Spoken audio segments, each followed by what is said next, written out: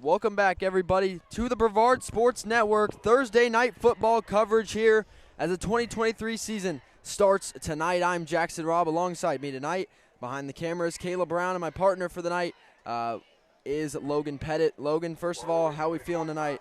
I'm just glad that the football season is finally back. We've been waiting all summer and, early on in the spring, and, we're finally back at it. And we got a long season ahead of us, but what's going to be an enjoyable one.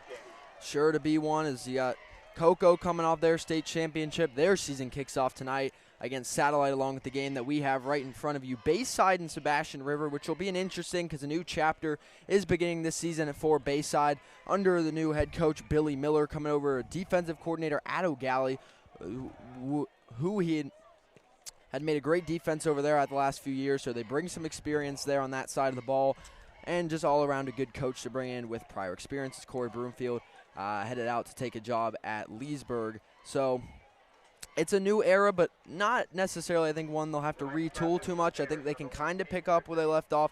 Most of their key players did return. They lose Michael Parks and Isaiah Cordero, their main two receivers. But besides that, running back, you still got Larry Francis. Quarterback, still Caden Brabham. So a lot of the key pieces for Bayside still stay the same. Yeah, and, Broomfield was kind of known for running that 3-4 defense. It's kind of what he hung his hat on. He learned it from Manny Diaz when he played under him when he was at Mississippi State. Coach Miller comes in with a similar defense. He's going to run that 3-4 front, pretty similar to what a lot of these players played under Coach Broomfield. Really the only difference is they're going to go from a Palms coverage scheme, which is more like a cover 2 scheme, to more of a cover 4 cover scheme. And really what that means is your safeties are going to play a little bit closer to the ball, and they're going to help out in run support while also protecting the deep pass. But other than that, Coach Chris Eves is still calling the offense here, so really no turnover there. They're gonna run the football. Coach Eves from the backwoods of West Virginia, and he won't mind me saying that because he is. They run the dang football up there, and that's exactly what he's going to do. He's going to run the ball. He's got a good back in Francis, and he'll try to hit him over the top and play action with Brabham, who's got a live arm. Bayside coming off a solid 4-6 season, just below 500, but looking to, keep around that 500 mark, maybe jump above this season. Sebastian River with a similar record at 4-5 last season. Sebastian River currently, I believe, playing in the Sunshine State Athletic Conference as a freelance team. I believe just starting this season. Correct me if I'm wrong. And then Bayside, I believe, in 4S this season. So quick recap there to get everybody prepped. But yeah, tonight, 2 games. The other one on the Brevard Sports Network is, I believe, already begun, or the broadcast has, Cocoa and Satellite, which that's another interesting game. Cocoa coming off a state championship. Always a lot of preseason hype around Cocoa, and well-deserved. Satellite, they got some changes there player-wise. Mark Hinkle graduated. Dylan Vigliotti, I believe, is out tonight injured, so we'll see a new quarterback play tonight. I don't know who, but if you go over there and tune in, you'll find out pretty soon who that is. Satellite, core guys are there, but that team is way younger this season. I believe they have a rising sophomore starting at running back. They lose Parker Dawson and Cooper Jenkins at wide receiver. So Satellite kind of starting a new chapter player-wise, shifting towards kind of that youth. You recognize the name, Noah Flores, now a Satellite Scorpion high school level. So we'll see him play. I think he switched to wide receiver this season, away from the quarterback role. But so Satellite and Cocoa also on site. The rest of the teams in the county will play tomorrow night, which will have Lake Brantley and Melbourne, and O'Galley and Titusville. So full slate here to kick off the season on the Brevard Sports Network, and it all starts tonight. And, whatever comes from here on out, it all begins here for the Bayside Bears as they get set, looks like, to kick off to Sebastian River. I want to point something out before we get going here. Thinking about it, Heritage is right down the road from Bayside. Palm Bay's relatively close. Geographically speaking, I think Sebastian River is one of the closer teams to Bayside. We're deep down here in Palm Bay. Sebastian River is situated kind of the north end of Indian River County. And I know for a fact these two teams throw together a lot. In the off-season over the summer, they do 7-on stuff together. So it'll be a nice touch for, I think, both of these teams to be able to, especially the offensive and defensive linemen to get after each other, but also to actually throw in a live game against each other as well. So something to keep in mind. Gotta say, hearing the marching bands, standing up here on this roof again, it's good to be back. I never thought we'd be back. Football season is back. Kicking off for Bayside will be Caden Fritzen, down to the Sebastian River Sharks to start this one, as we'll see what they bring. I mean, I think this, based off last season and the records both teams presented, this game seems to be fairly matched. We'll see. And again, for Bayside, this is kind of a new chapter, so we'll see how they come out. Their spring game, they did fall to Vieira, but they didn't put up a bad performance. So we'll see how they start the season off. The Kickoff Classic on the Brevard Sports Network. Bayside will kick it away, and we are underway in the 2023 high school football season. And it'll be a shorter kick, going to be returned by Sebastian River right up the middle. He's got space, pushing forward up to past the 45-yard line. Jonathan Tumblin running it up to about the 47, and that's where we'll start our game tonight.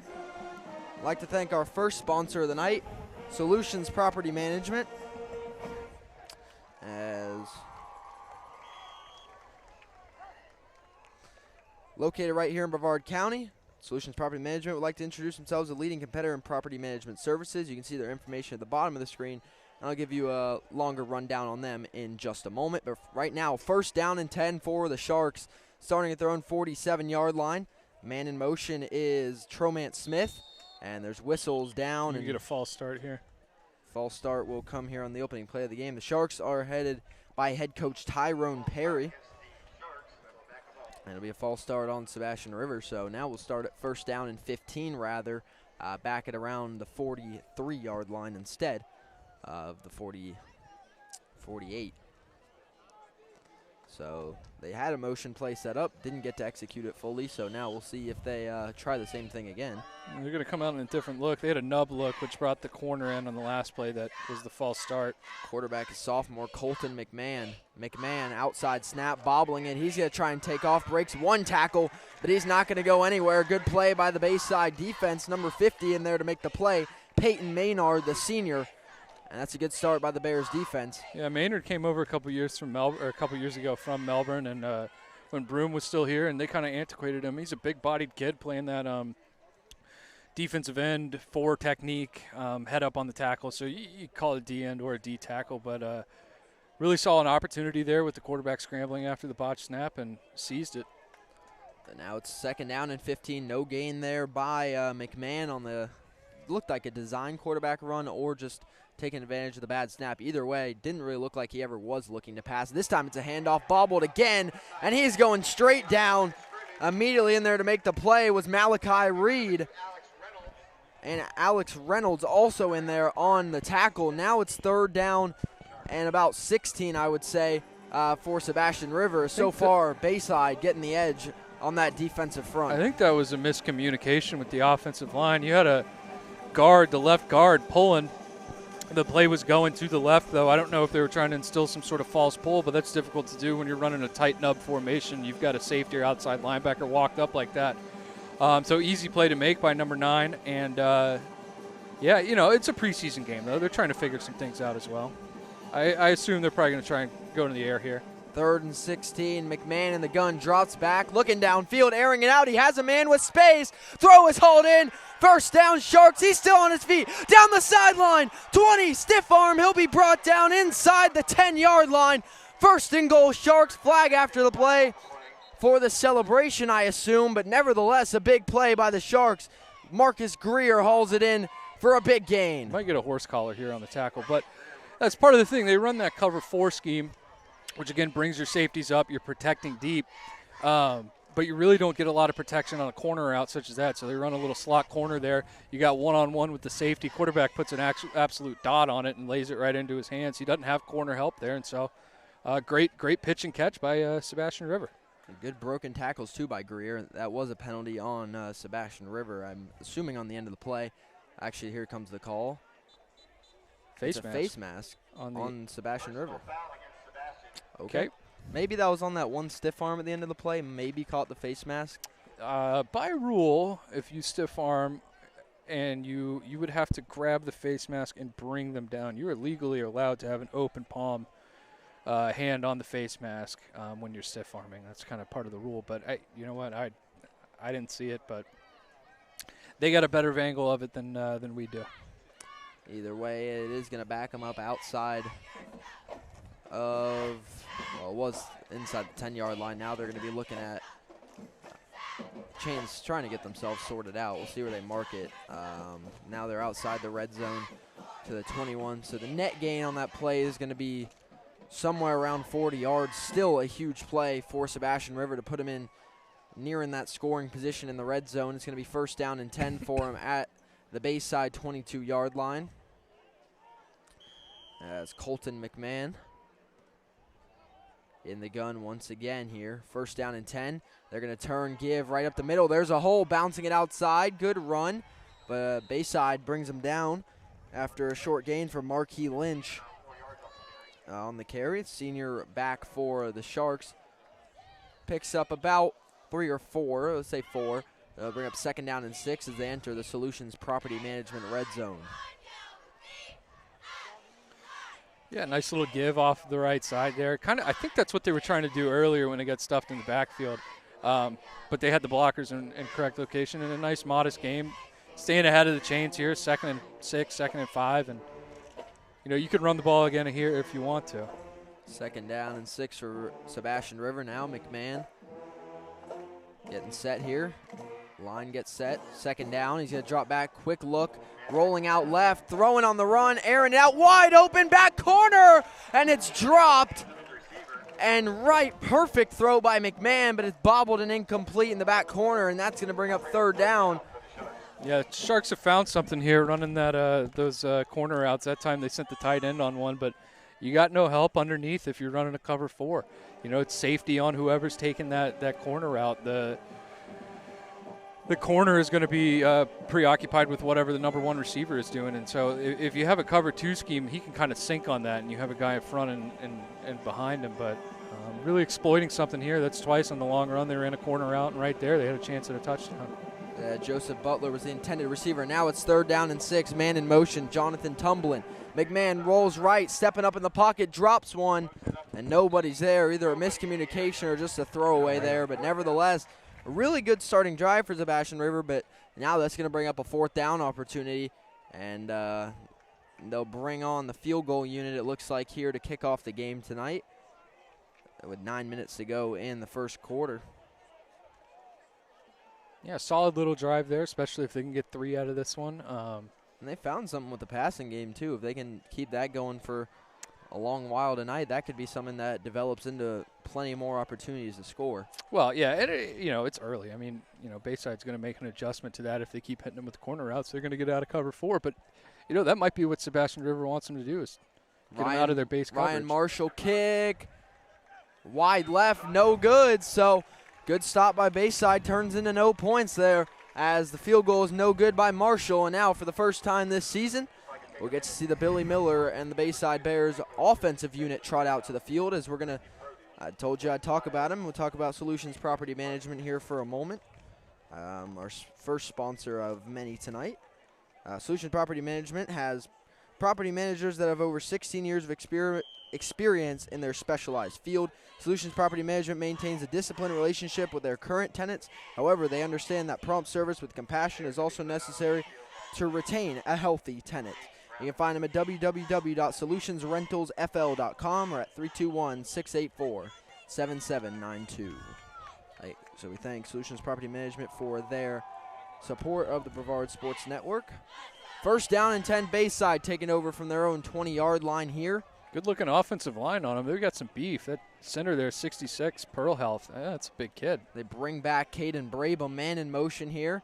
Coming across the run right up the middle to Francis. Going to get a short gain there, so good defense up front by Sebastian. That was a good ISO block there by the fullback, number 7, Noah Green. Kind of, the fullback you don't really see very often in today's football, but like I said, Chris Eves is kind of a run-the-football type guy. So you're going to see a fullback in this offense. And he, not a very big kid, but met the linebacker right there in the hole. Stonewalled him and allowed Francis to kind of score it over. And, another guy came and made the tackle, but it was a heck of a block. I know you love a good fullback. Love him. 2nd down and 8 now for Bayside. Francis again with a hole, trying to break outside. Good defense once again, though, filling the holes quickly by Sebastian River. That was Michael Howard leading the way on the tackle. And that is going to bring up now a 3rd down and about 6 here for Bayside at their own 24. And we'll see if they turn to the pass here. Raybum, their leading passer, returning this season for his junior year. Wouldn't be surprised to see him try and run it here. I mean, they're gonna establish their identity here on this drive. I don't think, you know, it's a long game. I don't necessarily think they have to try and get it all right here. So here they go, 3rd down and 6 for the Bears here on the opening drive. Brabham will move under center now. Full backfield, drops back, blitz coming off the backside, up in the air. It's going to be a fumble, and it looks to be recovered by Sebastian River. Yeah, I think they're calling that incomplete. They call it incomplete. I heard a whistle shortly after the ball popped out. I think it's an incomplete pass. And that's a tough call. Was his arm going forward? We don't know. We don't have replay. We don't have replay. So I think you just got to err on the fact that it looked like a incomplete pass. I missed the whistle there, but nevertheless, it's still going to be 4th down, and it'll still be Sebastian River ball there. Whoever was on that backside just wasn't blocked, it seemed like. There was a missed assignment or something because he came screaming off the backside. Brabham dropped back. He had somebody he was looking at to make the pass to, but didn't make it to where it was trying to go. Yeah, and he couldn't really step up either. That's his blind side, you know. He's coming off of the left edge. That's why I say, you know, I still think they could have ran the ball there and tried to pick up 2 or 3 yards and then go for it at this point. But, I mean, it's a preseason game. 4th down and 6. Punt coming here from the Bears. It's going to bounce down here, and Sebastian River will let it bounce. Yeah, good Bear bounce there. Kind of split the 2 returners for Sebastian River. Down by the Bears there, and Sebastian River will take over their 2nd drive. First drive ended in the red zone, but a missed field goal cost them, so no points on a strong opening drive for the Sharks. We'll see if they can bring that same energy here to the 2nd drive. Yeah, I think we're going to see them maybe try and pass a little bit more. They were pretty balanced on that last drive, going run, pass, run, pass, run, pass. But like I said, they kind of found something on those pass plays. You had a guy running wide open in the end zone, and you know, obviously picked up the big gainer off of that corner out on the first set of down. So something to keep an eye on. Stepping back up, quarterback Colton McMahon once again for the Sharks. 1st down and 10. They're starting at their own 34-yard line this time. Now 2 backs with McMahon as they get set. Around 7 minutes to go in the first quarter. Another man in motion behind. So plenty of backs. Hand off to number 6. Powering through a hit. Pushing forward for a solid gain. That's Jonathan Tumblin. It's a good-looking back there. 6. Kind of a bigger kid. He's listed here as 6 foot 180. I believe it. You know, the Sebastian River offensive line did a really good job of collapsing that left side of the line of scrimmage. That's where your safeties that are up and run support got to come and fill that alley a little bit quicker. Now Reynolds, number 5, he did come down there, but you like to see him a little quicker on the trigger to run that alley and pick it up instead of a 7-yard gain, 3-yard gain. 2nd down and 4 coming up for Sebastian River at their own 40. McMahon in the gun once again with 1 back. They give to him, trying to get around the outside to the right. It's not going to get very far from Marquis Lynch, and that's going to bring up 3rd down and about 3 now for Sebastian River. Close to the sticks here, see what they dial up. Something to keep an eye on. I don't know if that was a read or not, or if they have a read in their playbook, but that was a straight give off to the right side. Their outside linebacker, who would be the read there, crashed very hard, going after the ball carrier. If they have a read built into that, he could pull that. He would have picked up the 1st down, and then some. The quarterback would have it. Split backs here with McMahon. Still early on, about midway through now the first quarter. Colton McMahon sends his man out. A lot of movement. Ball on the ground. We get another false Whistles, start. yeah, I think that would be a flag before anything was said and done.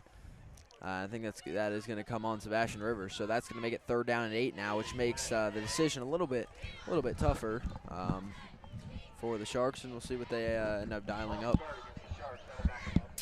False start is the call, so 3rd down and 8 now as we got whistles, officials timeout here, and that'll give us a chance to thank another one of our great sponsors, as we'll go with Global Polygraph Analysis. Established in 2019, their mission is to provide governments and private individuals with the highest quality polygraph examination services available. GPA is a professional business that exists to provide ethical and evidence-based detection of deception using the polygraph. GPA consists of professional polygraph examiners who share a common commitment to the public interest through the quality, consistency, and performance of valid and ethical polygraph practices.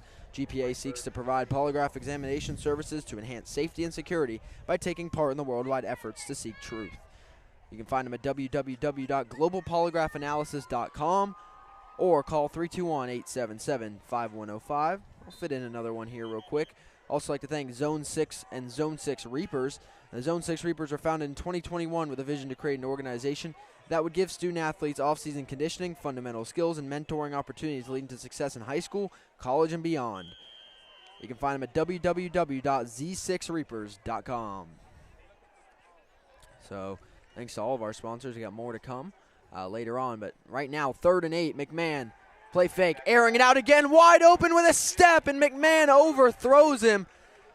And that could have been, probably would have been a touchdown if he puts it right in the hands of his receiver. And that's why you run a cover 4 to protect yourself from 4 verts. He just ran right past the corner, just zoomed right past him. I mean, it seemed like McMahon was ready for it, too. He immediately dropped, looked at him, and got a little excited there, threw it a little long, but that's a play. Now, Bayside, you're lucky that that doesn't convert because now you have a chance to say, hey, that could have been bad. Let's see what we can do next time if that play comes up. Yeah, absolutely. And then you want to grab your corner and be like, hey, bud, your job is to protect deep here. You went deep. So we're going to have a punt coming here for Sebastian River. Another decent-looking drive, just a few things falling short for him. The punt on the way now. Good spiral. Going to bounce down here, run up, receive. No fair catch. And he'll be whistled down at about the 25 now for Bayside as they get set to start their second drive of the night. First drive, no first downs, slow drive, but we'll see if they can bring more to it. I think you establish the run game, you can see where that kind of takes you. That's a good note, but pass game so far, only one attempt, one incompletion based on that, or thanks to that pressure off the edge brought by Sebastian. I think stick with the run game. I mean, it's your identity. It's what you want to do. One's going to pop. You pick 4 yards up, that's a win. You pick 2 yards up, make it up the next play, pick up 5. But one of these runs is going to pop. We've seen Larry Francis do it. He has home run hitting capabilities. You just got to stick to it. I know it was 3rd and 7 or whatever, but try and pick up 4 and make it 4th and 3. First down and 10, Bayside from their own 30-yard line. So I guess it was a fair catch called at the end of the day. Movement up front. And yeah, you can't have that. That's going to be on the guard. Yeah, it's going to be false start on Bayside. So that's going to make it 1st and 15 now. Back Bayside up to their own 25. And these are kind of the things you want to get out in a spring game for both these teams have done it. A lot of false starts early on. Just kind of make sure your quarterback and your offensive line and everybody's on the same page. And but, again, kickoff classic, spring game. Get some of these kinks out before week 1. The spring game, yeah, yes and no here. I mean, yeah, you want to get them all out now, but you'd hope you've had 3 weeks of fall camp at this point. You would think you'd be a little bit more disciplined. At both sides, we've seen false starts on both teams so far. So you really want to, self-inflicted errors, you really want to mitigate as much as you can at this point. 1st and 15, handoff here to Francis. Got a good block, one to beat, jukes inside. He was a good block, but one got through to Francis, and he gets tripped up after a short gain. That'll bring up about a 2nd and 14 now for the Bears. Going to have a personal foul. I'm thinking on Sebastian River. Yep, personal foul on the Sharks. So instead, it's going to be a 1st down now for Bayside. A little dilly-dallying going on in the backfield away from the play. But back to the play. I don't think Larry Francis needed to bounce that inside. I think he could have kept to the edge. I don't know that he would have outran him, but he would have picked up a couple more yards on that. He had a good seal block by the fullback again. The kid's blocking his tail off. I know you're trying to make the man miss, but I don't think cutting inside is the play there. I think you can just stretch that one out to the edge as far as you can go.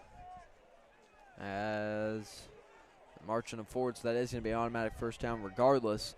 1st down and 10 now for Bayside, so you get a good break there. We'll see what they can take now as they get 1st down and 10 up to their own 42-yard line. Still an I formation for the Bears with Brabham under center. As they're going to hand off to Francis right up the middle, and that's a tough hit there for a gain of about 3. That's going to bring up 2nd down and 7 for Francis and the Bears. Yeah, just another great block by Noah Green playing that fullback position. He comes through that hole and just blasts those linebackers. Good seal block, and that's what I've been saying though. It's just one little shoestring or one little knick-knack there, and Francis is getting tackled. But, I mean, later in the game, they're going to continue to run these plays. He's going to make those guys miss, and he's going to go for 40. 2nd down and 7 now for Bayside. At their own 45, handoff again to Francis up the middle. That time, no sunlight for him as he gets brought down immediately. And that's going to bring up 3rd down and 7 as whatever hole he saw was filled before he got there. So that'll bring up 3rd down. They'll give him 1, so it's going to be 3rd down and about 6 for the Bears now. Looking to get into Sebastian River territory for a 1st down to the 48-yard line. Yeah, I don't hate the idea. I mean, look where you're at on the field. You're right around the 50. I mean, maybe in between some the 40s. Sort of counter action or, some sort of misdirection here to pick up. I mean, really all you need is 3, and you can go for it then. Get to the 50 even. Yeah, you're in that no man's land area. More lenient to go for it for sure. I formation. Braven turns the pass. Airing it out over the middle. Has a man. That's... They're not going to call it because their feet got tangled together. There was no active play by the defensive back to impede that or interfere with the pass. Their feet simply accidentally got put together. I think that's a good no call. And although that is true, great point, but that's just the toughest of breaks for Bayside because that receiver he had a step. Brabham had a great throw right there, and unfortunately, just by circumstance, no flag, incomplete pass, and now they got a punt again. I'll tell you what, I think Sebastian River might have been ready for the pass. I mean, both 3rd downs that we've seen, that's the only time they've dropped back to pass. So either you need to break your tendency here and start throwing on 1st and 2nd down, or stick to the run on 3rd. Ooh, that was a dangerous return. Yeah, whistled him down there on the initial slide. So with 3:12 to go in the 1st quarter, still 0-0. Sebastian River going to take over for their 3rd drive of the game. Theme of the game so far has been really big opportunities. A few have, come up big, and a few have just been oh so close. So we'll see who the first team to capitalize on the big play and take the lead. But for now, it is still 0-0. As Sebastian River take the line of scrimmage here at their own 30-yard line. It's still Colton McMahon in at quarterback. I feel like Sebastian River started around the 30 on every drive. It's going to be a handoff right up the middle to a new back, and he is not going to go anywhere. That's number 44, Michael Howard, playing a fullback position, and he gets a carry for about 1. It'll be 2nd down and 9 now for the Sharks, as they've now given to 3 different backs so far, so they're showing that they got some depth there.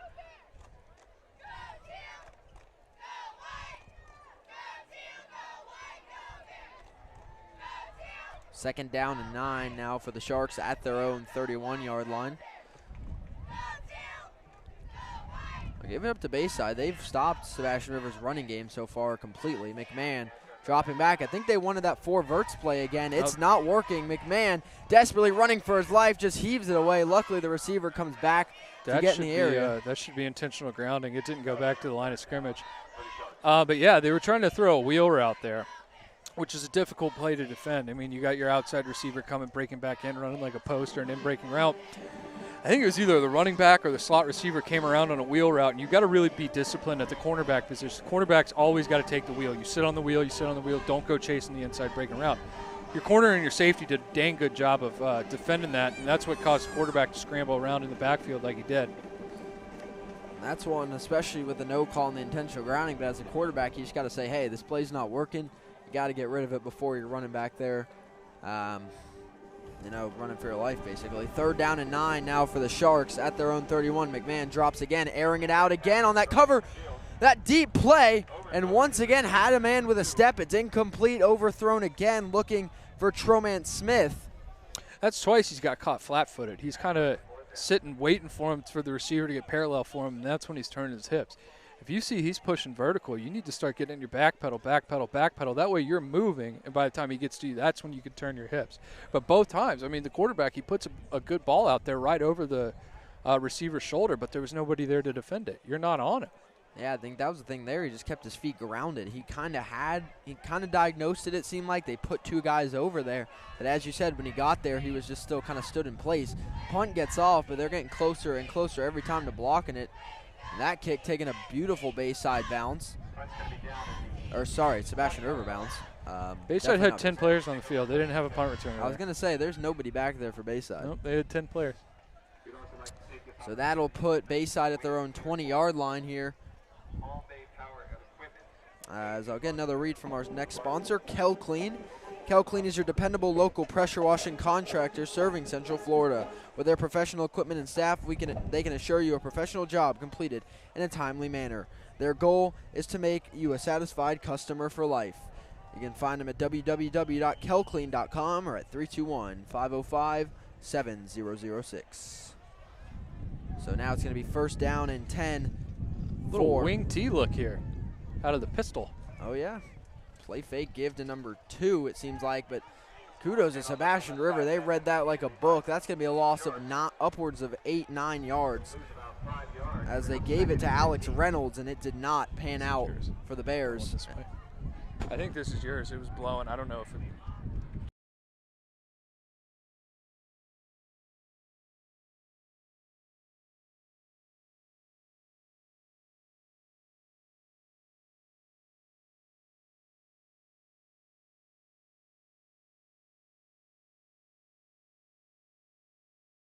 Misdirection play a lot in the spring game. They were running it to a receiver, and they had pretty good success.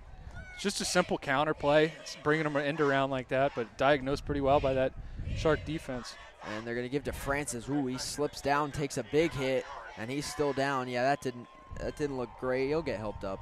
Thought he was slow to get up, but he's just taking a second there. It's going to be third down and long for Bayside here. We've seen every third down they go to the pass. Now it seems like it is a pass scenario, but do you try and shake it up? Probably not. We'll see what happens. Under a minute now to go in the first quarter. If they got a screen, now would be the time to call the screen, I think. I mean, third and long, or maybe even a draw play, or I don't know. When you got third and this long at this point of the field, it's a difficult battle. Yeah, I mean, late in the first quarter now, third down and 14 for Bayside at their own 16-yard line. They're going to come out in that pistol T look. Last time it definitely didn't work. The safeties are bringing down. They send one deep. And Brabham rolling out right, looking for somebody. Here comes a blitz to crash, throw underneath. Found his man, but he falls straight to the ground. That was Noah Green. So it's going to be another punt coming out of this drive for Bayside. So far, moving the ball has been a little bit of a struggle here in the first quarter. As that is going to wrap up our first quarter here from Bayside to kick off the season here in the Kickoff Classic. Bayside, Sebastian River all tied up 0-0. As I'll give a shout out to another sponsor, Best Private Investigations. When it comes to private detective work, you won't find a more engaged or better equipped agency than Best Private Investigations. BPI specializes in many types of investigative services, including background checks, asset and fraudulent cryptocurrency recovery, civil and criminal cases, cheating spouses, child custody, fraud recovery, identity theft, cybersecurity, surveillance, executive protection, and missing persons. If you need help, don't settle. Go for the best private investigation service you can get with Best Private Investigations. You can call them at 321-508-4492 or online at www.bestprivateinvestigations.com. So they'll be our sponsor for our opening drive of the second quarter. So first quarter comes up, and it goes score the same as it started here, 0-0. You know, so far, I mean, we've seen, as I said, you know, before the start of last drive, we've seen a lot of big plays set up. Not all of them land right now. I mean, Bayside's got to find a way to move the ball, maybe start integrating the pass earlier on and then run the ball later in the drive, flip it on its head maybe, or because the run game's been decent, but it hasn't been developing enough for that pass on third down to bail them out of a long scenario. Yeah, it's just kind of been a immovable object versus an unstoppable force so far in the first quarter. Not a lot of offense. We saw the one big play, and after that, it's just been a lot of not moving the football. And I think the Bayside defense has had a few lucky breaks in the fact that Sebastian Rivers had some guys really wide open down the field, and they've luckily not had any go all the way for the touchdown. So Bayside's got to adjust to that this quarter as well, but got the first quarter in the books. Make adjustments. Roughing the kicker This here. is going to be a big return for Sebastian River. Doesn't matter. Breaks the tackle. He's gone, but as you said, the penalty's going to take it back. Big return. So it'll still be good field position. Marcus Greer takes it all the way back. But again, it is going to be called back here for Sebastian River. This may be an automatic first down. Bayside might be keeping the football.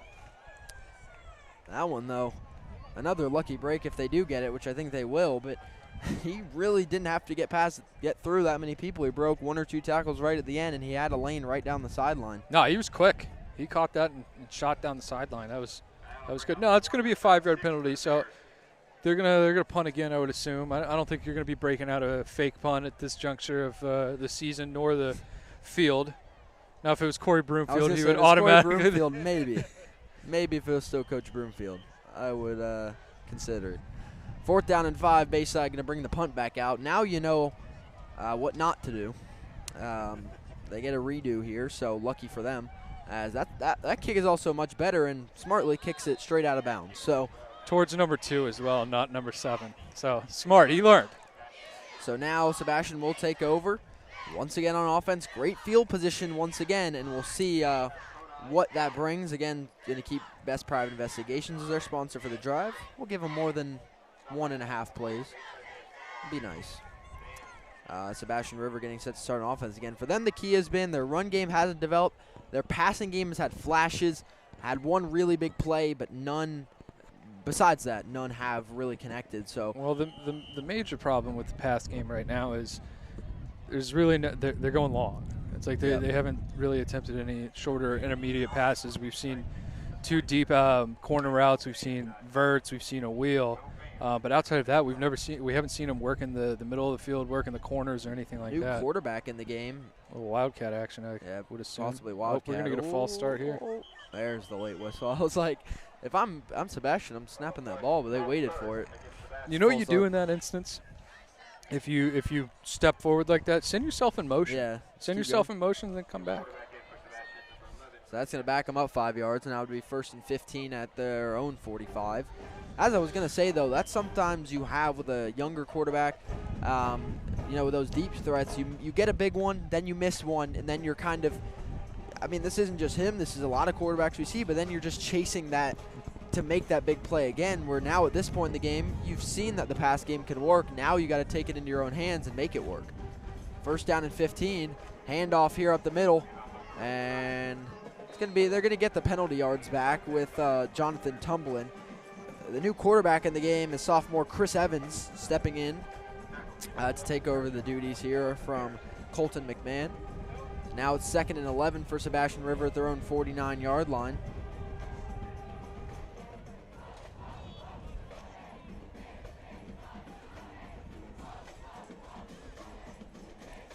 With all this rain coming through today, knock on wood wherever it is, but this is probably the coolest it's felt in this state in the last 4 months. It feels nice. Doesn't feel normal, but hopefully. Check at the line there with the slot receiver. 2nd down and 11. Yep. Quick throw, quick screen. Now he's going to try and take off. No blocks hold. Now it's just kind of do it all yourself, and it is done well for a gain of about 6 by Dion Collins. So that's one kind of screen pass, almost threw him to the Wolves. None of the blocks set. You had 3 or 4 guys crashing down, but you figure out and get 6 yards out of it. Now that sets up a manageable 3rd and 5. Well, the quarterback saw that. He called that at the line. I don't know if you saw, but he gave a little pad or something. He had a check call with the slot receiver there. So I'm guessing the outside linebacker was kind of off on that, and he knew, all right, if I get a quick one out there, we could pick up a few yards. And sure enough, I mean, respectable gain. Yeah, good awareness by the quarterback. 3rd down and 5 now for Sebastian River in Bayside territory here with 10 minutes to go in the 2nd quarter. As they're going to go with the double reverse here. It's going to work. 1st down and more as he runs into his blocker. They're going to try and push him back, but not going to go that far, as that's going to end up being a gain of 10 plus for sure. Was 15 if they give him the forward progress. That was number 44, Michael Howard. And I like the play call on 3rd and 5, and it pays off perfectly. Yeah, fortunate timing on that, too, because Bayside blitzed themselves out of it. They sent their outside linebacker to the wide side of the field there, and he came off the edge. If that guy was there, that play doesn't happen. And kind of an interesting play design, too. They kind of ran a little outside give, and then the running back handed it off to the up man. And it was like a double reverse, but a jet sweep instead of behind as yeah, it wasn't, technically speaking, it did reverse field, but usually you think reverse is like a sweep. This was like in a phone booth. It almost looked like some like mini wing T stuff. Yeah. Single wing. First down and 10 now for Sebastian River. Run right up the middle. That one's going to go for a loss. Crashed on immediately by Bayside defenders. And leading the way looked to be number 50 again, which is Peyton Maynard.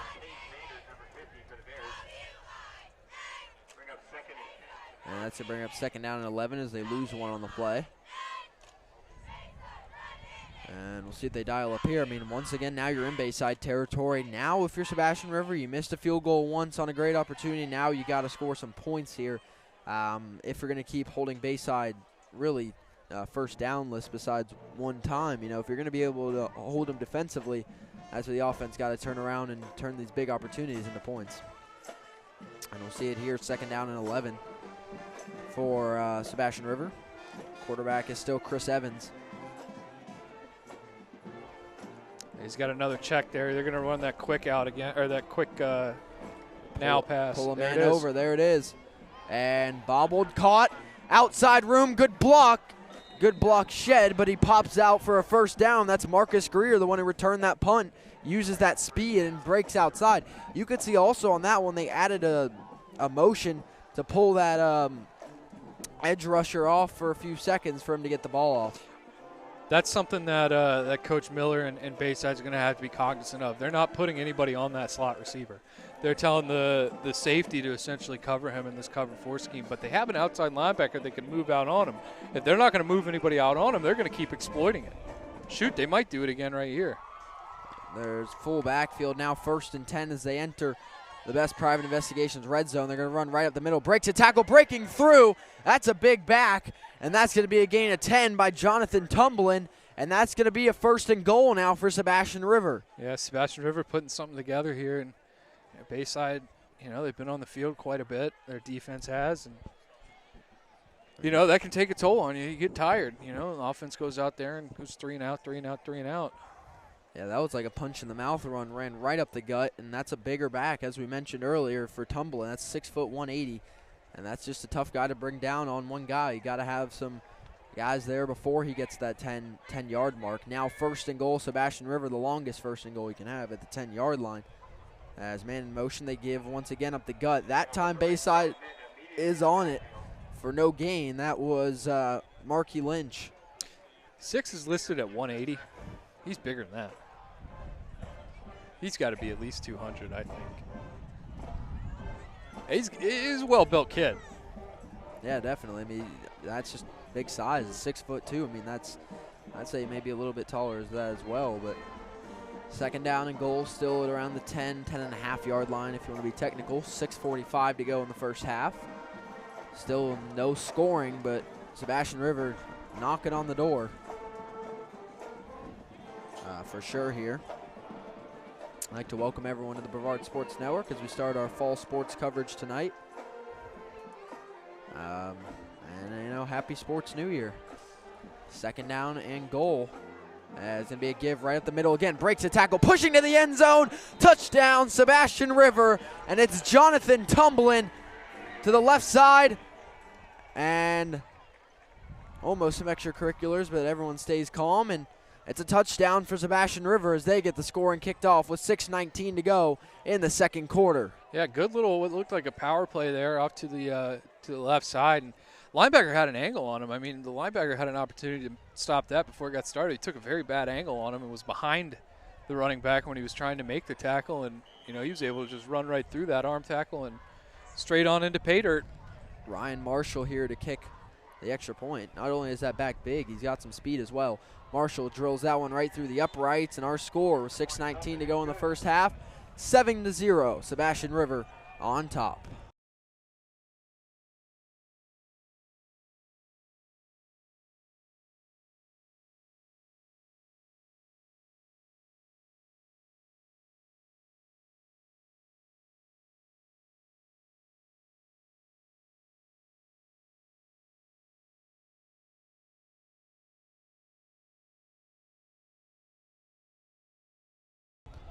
Welcome back, everybody, here, as we'll thank our next sponsor who will sponsor the next drive, BlackRock Engineering and Technology.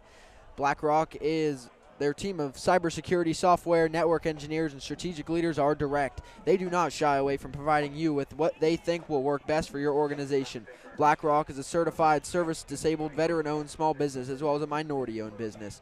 BlackRock will collaborate with you. They will challenge traditional norms in order to orient an organization to a mindset of forward thinking in order to seize their vision quickly, without the fluff and without wasted time. You can find them at www.blackengtech.com and call them at 321-428-3688. The information is at the bottom of your screen. The owner of BlackRock Security and Technologies and Zone 6 Reaper is Coach Lovicher Jones for the Satellite Scorpions. Oh, there you go. Good to know, and love both those sponsors and both sponsors tonight. So for the first time tonight, we'll get to see Sebastian River kick off to Bayside. Again, the score now 7-0 thanks to Jonathan Tumblin for the Sharks with a 10-yard rushing touchdown to get this one started with 6:19 to go in the first half. Now we got to see Bayside. You want to score, obviously, but this goal, I would set this drive as just move the ball. Get some first downs, set up some good plays because, you know, without penalties, they have no first downs tonight. They got to be able to move the ball. Yeah, becoming a little bit predictable. I'd like to see him come out here on first down, throw the football. I just think they also have to focus on the first two plays, not the third down. The first two plays are what's important. You get 3 yards on first and second, then all you got to do is get 4 on third, and that's it. Instead, they've been kind of going backwards early on as they'll look to return here. Bayside, as he slips down at around the 25. We'll see where they rule his knee down as he tumbled towards the 30. As that'll start Bayside's next drive here. And they'll set him up, mark him at, well, they'll mark him where he fell at the 30-yard line for first down Bears.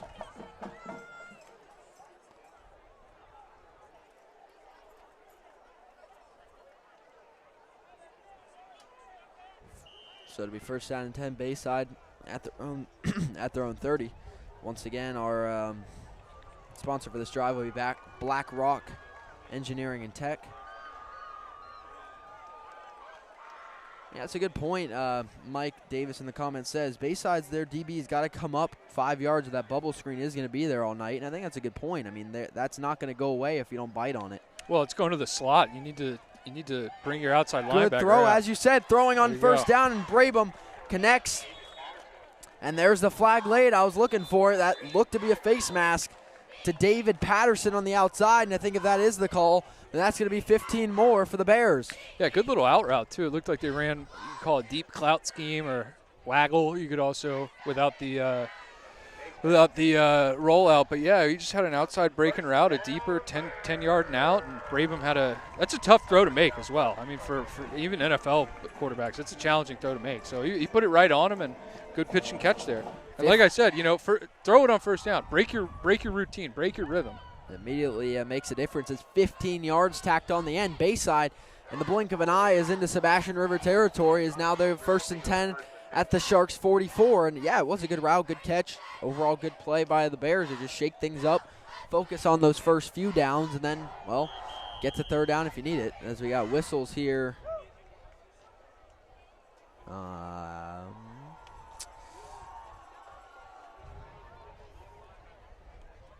And they'll get back out. Thought it was a timeout for a moment. That is not the case. First down and 10 for Bayside from the Sebastian River 44 here. The good drive starting off. Brabham, turn, give, Francis. They run the Sebastian River reverse. One man to beat on the outside. One more man getting to the outside down the sideline. He'll be carried out, but that's a big gain by Alex Reynolds. And that's first down Bayside inside the Sharks 30. And that's a great play, and, well, I don't know if they already Sebastian River I don't even know if they had that in their playbook already. If they took it from Sebastian River, so be it, but it worked. It's a similar play, yeah, just a little misdirection, kind of single wing. Running back's going to hand it off to the other running back, and I thought he should have cut up there instead of bouncing it, but then it looked like Brabham was going to throw a block, which would have been interesting, but yeah, great play design and kind of giving the Sharks a dose of their own medicine on that one. Could have been a little anything you can do, I can do better, so Bayside looking to show their own way. 26-yard line now. Sebastian Rivers where Bayside starts. Good play there by Francis, rolling up to about the 20. As you can even hear it on the PA on that one. Noah Greenlane, another good block from the fullback position for the Bears. As just short of the red zone now to be second down and 5 for Bayside of the Sebastian River 21. They're bringing some tempo here too. Give right back to Francis up the middle. Flag down at about the line of scrimmage as he'll move his way up to the first down line to gain. But the flag will determine everything here. Depending on where it's thrown, it may have been a offsides on the defense or potentially a illegal formation, illegal procedure, going by how quickly it was thrown. So basically what I'm saying is it could be on the offense or the defense. Well, that tends to be the choices. See which one they choose.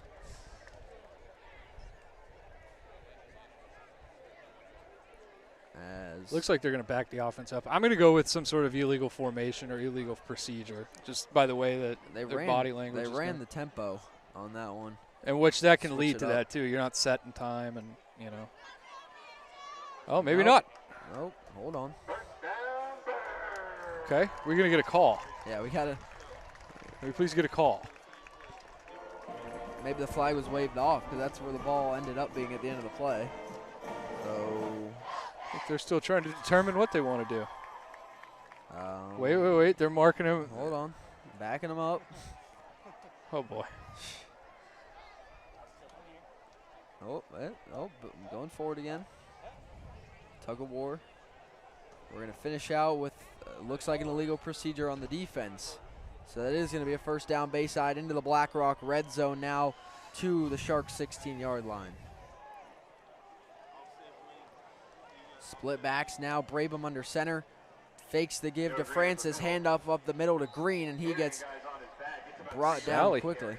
Belly. Little belly action there. That'll bring up a short gain. Good defense by Sebastian River to collapse on it. 4:40 to go in the second quarter. Second down and 8 now for the Bears at the Sebastian River 14-yard line. Be great if you're Bayside, you go match their touchdown with yours, and that would be ideal. Well, this is far and away Bayside's best drive so far, and done a really good job of getting creative with running the football. And it all got started with that pass. I'd like to see him go back to Francis up the middle, making moves. Flag comes in late, but you see Francis with his agility there. Now, if this is a hold. Yeah, it is. That's a drive ruiner right there. You can't have that happen. Yeah, it is a tough hold to swallow on a 2nd and 8 play that would have got you a 1st and goal.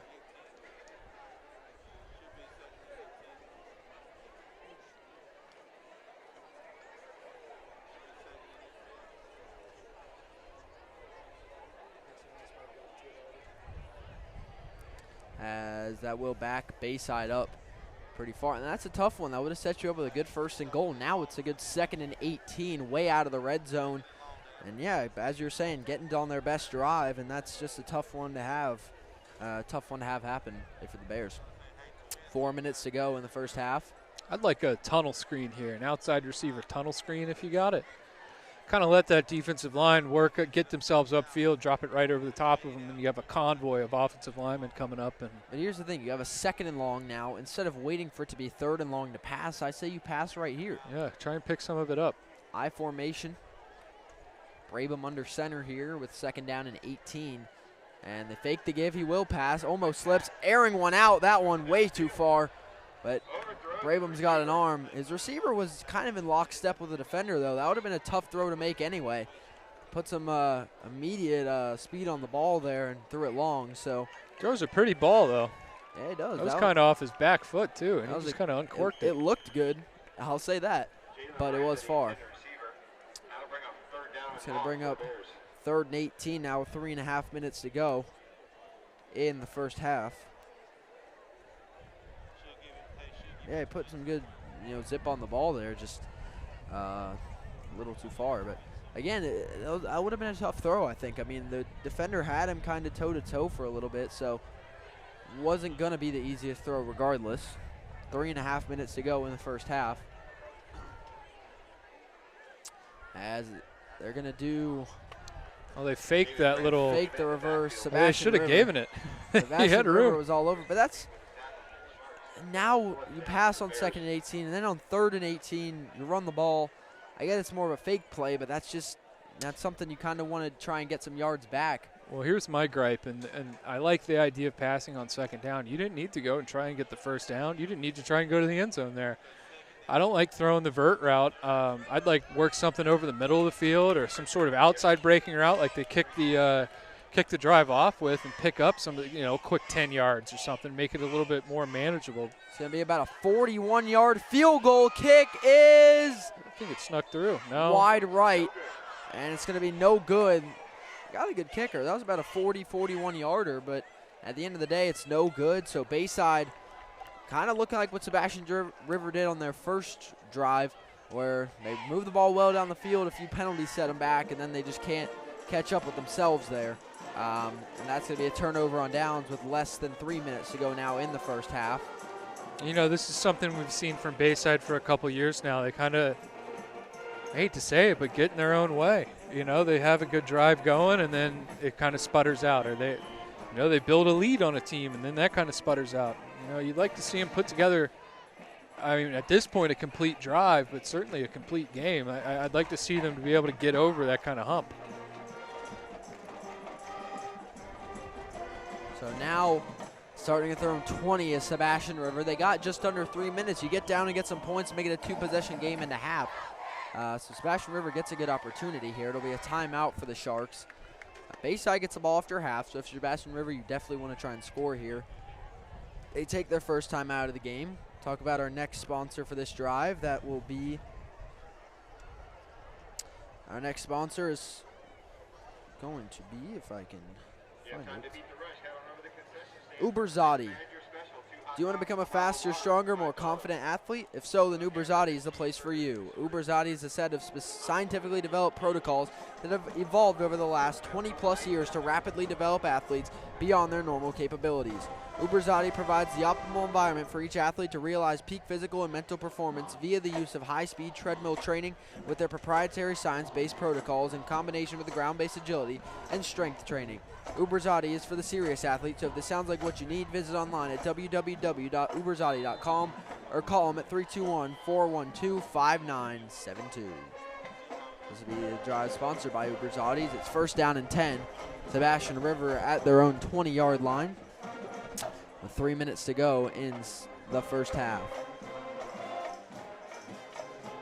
They're going to throw that quick screen again. Nobody on it. And that's going to be some free yardage for Sebastian River there on that bubble screen. They're going to run some hurry up. That was to number 14, Rox Riemann. Yeah, as long as Sebastian River goes wide, they're going to keep, and Bayside's not going to put anybody on that slot or number 3 receiver. They're going to keep picking them apart on things like that. Little quick screens, little now screens, and just pick up as many yards as you can. Second down and 4 now for Sebastian River at their own 26. They're going to give right up the middle. That was a delayed give, and that's going to be a first down. Whoa. Yeah, good little draw play there. Yeah, the draw there to the running back, Marque Lynch, for the first down. Luckily, no penalties after the play on Bayside.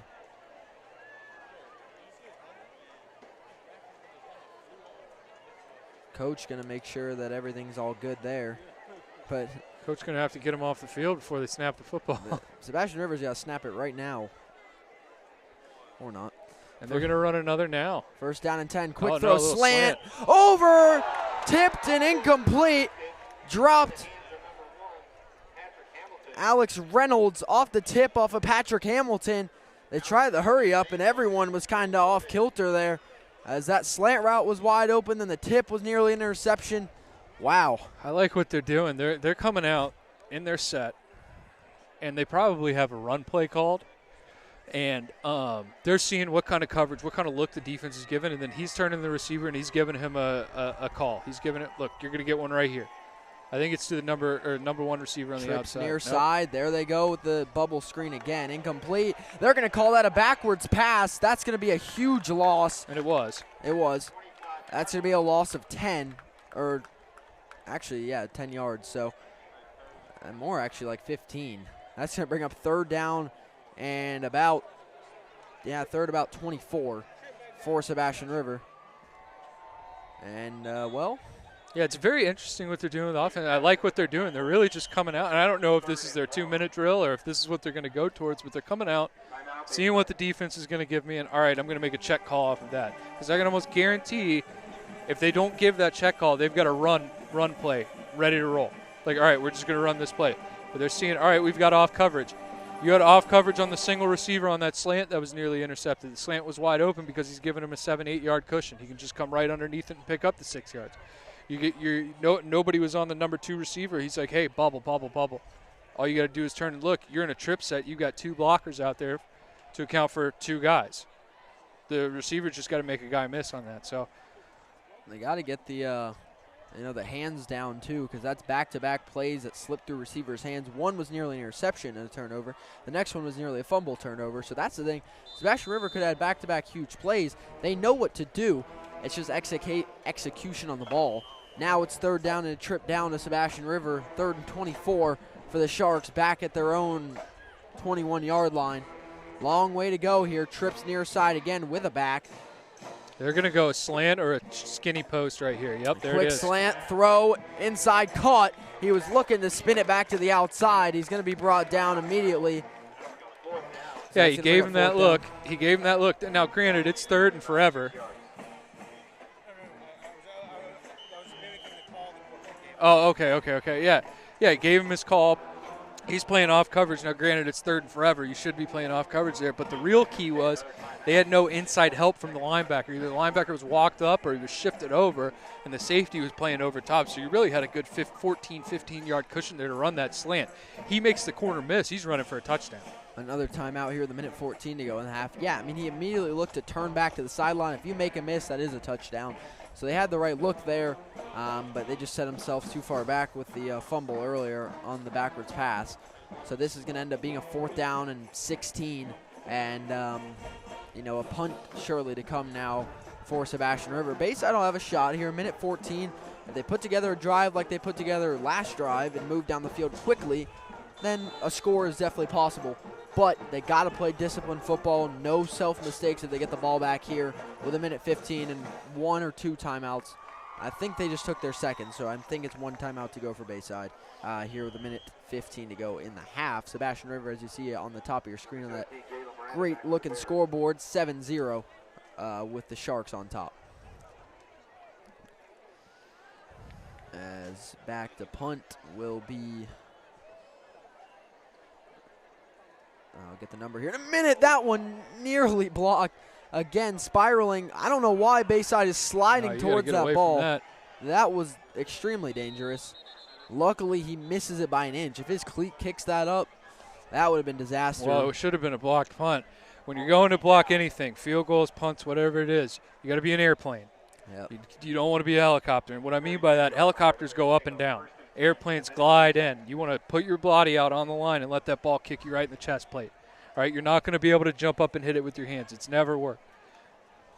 And when you do go for your hands, you got to keep them together. I always see people spread out like they're calling a touchdown. That they're too. out here and it goes through the middle. Yep. You want to come down like you're landing an airplane, just like that. So we'll come out here Bayside with 1 minute to go in the first half, trailing by 7. And we'll see if they can put up a quick drive here and get some points on the board before they get the ball after half. This is a big opportunity for the Bears. By gosh, they have a spread look. They're going to come out in trips here. Yeah, trips far side, one split near. Brabham has time to decide here as the pressure comes. That's what needed to happen down sooner. To Green. First down here for Bayside. That was a good play, a gain of about 12. Now it's first down Bayside to their own 45 thanks to Noah Green. He could have leaked out 6 or 7 minutes or seconds ago before that even happened. I know he came up to block, but you have no immediate defender. You got to build your running back into the passing tree when that happens. It's just like you would add rush with a linebacker. All right, you got nobody to cover, go add to the rush. It's the same deal with your running back. You got nobody to block. He could have ran out into the flat, and he'd be running down the sideline. We picked up 10 more yards. And that's going to be a Zone 6 Reapers first down for the Bears. We got a stoppage on the field with 50 seconds to go in the half. As we get a sideline warning on Sebastian River.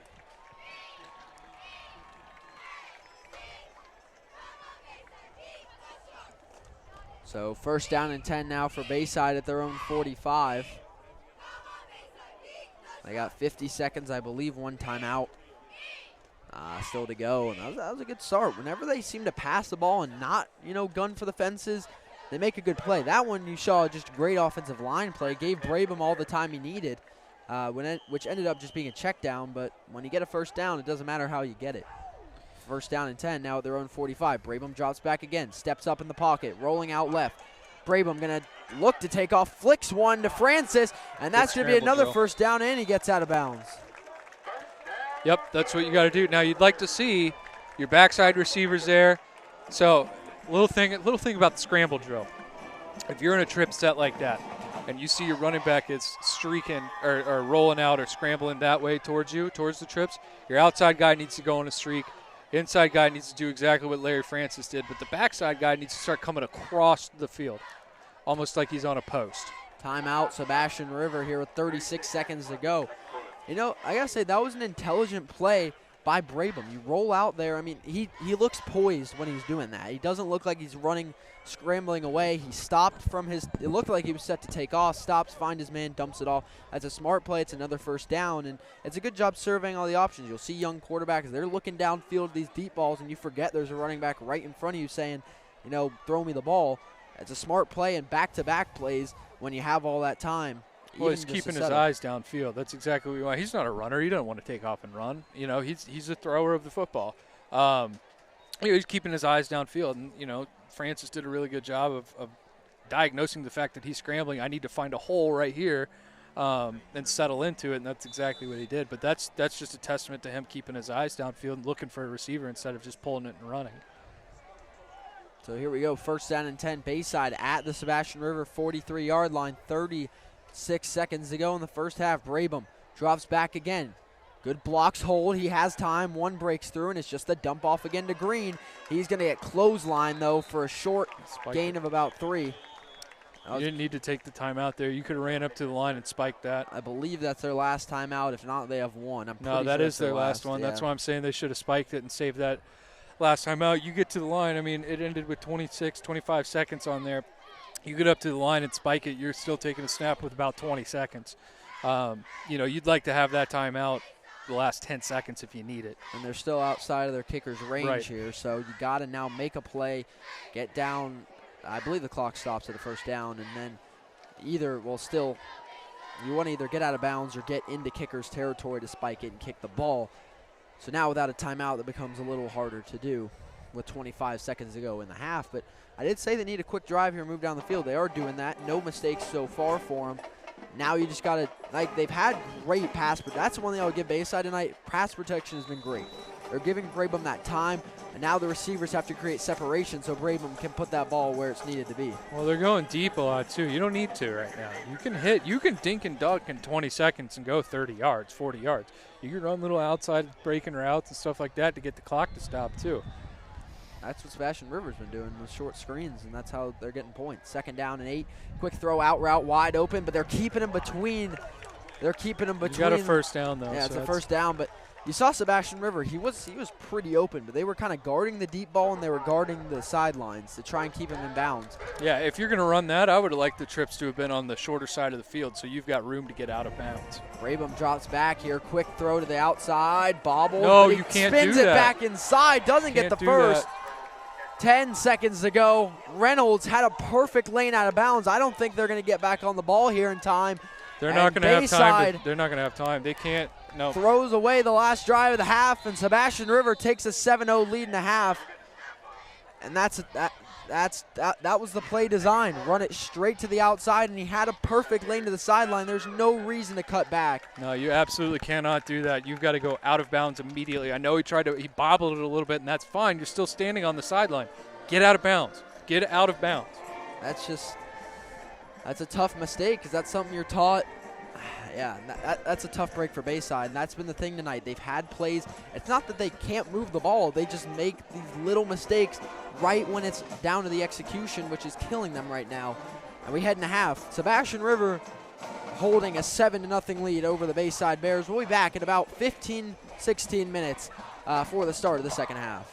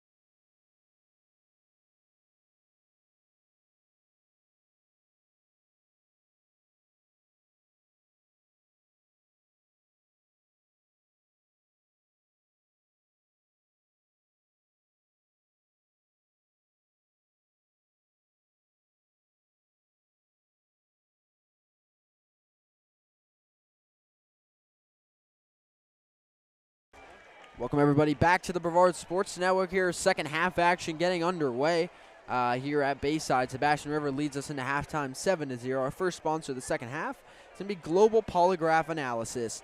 Established in 2019, their mission is to provide governments and private individuals with the highest quality polygraph examination services available. GPA is a professional business that exists to provide ethical and evidence-based detection of deception using the polygraph. GPA consists of professional polygraph examiners who share a common commitment to the public interest through the quality, consistency, and performance of valid and ethical polygraph practices. GPA seeks to provide polygraph examination services to enhance safety and security by taking part in the worldwide efforts to seek truth. You can find them at www.globalpolygraphanalysis.com or call them at 321-877-5105. So that'll be our first sponsor of the second half. First half, to break it down, I mean, both teams had some flashes of good plays. It's really just come down to the mistakes we've seen that has kept Sebastian River with that 7-0 advantage. And Sebastian River is going to kick off, so we'll see Bayside start on offense for the second half here. Coming off a drive where it was going really smoothly, looking like they're going to score some points, and then not getting out of bounds cost them a shot at some points.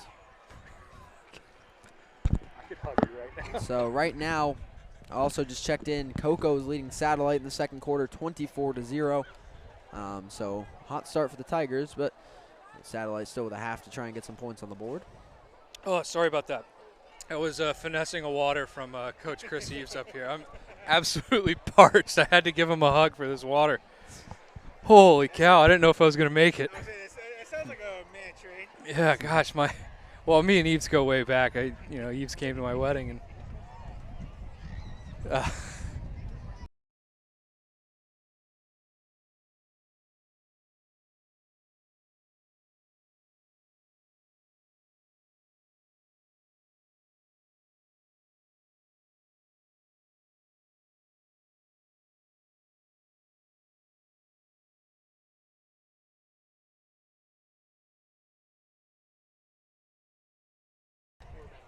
And Sebastian River getting set to kick it away now with the fresh 12 on the clock here for the second half. We'll see who makes the best adjustments here because it was pretty even in the first half.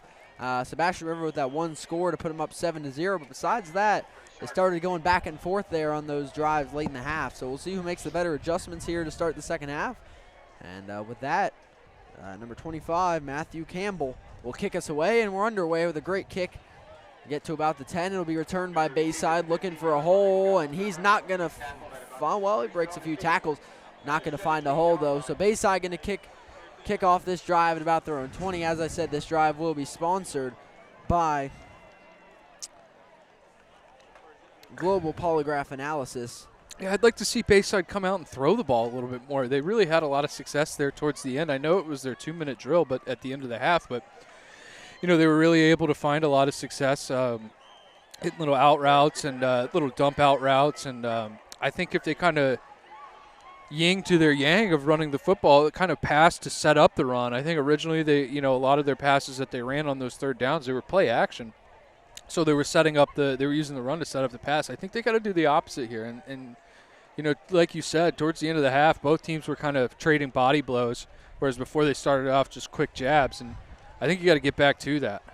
Yeah, I think Bayside found more success in the passing game as well when they started making it a consistent thing. So we'll see if they keep that up. Man in motion here, going to quick turn, give to a new back to the right side, and he's not going to go anywhere. It's short gain for Alex Reynolds, it looked like, on the carry.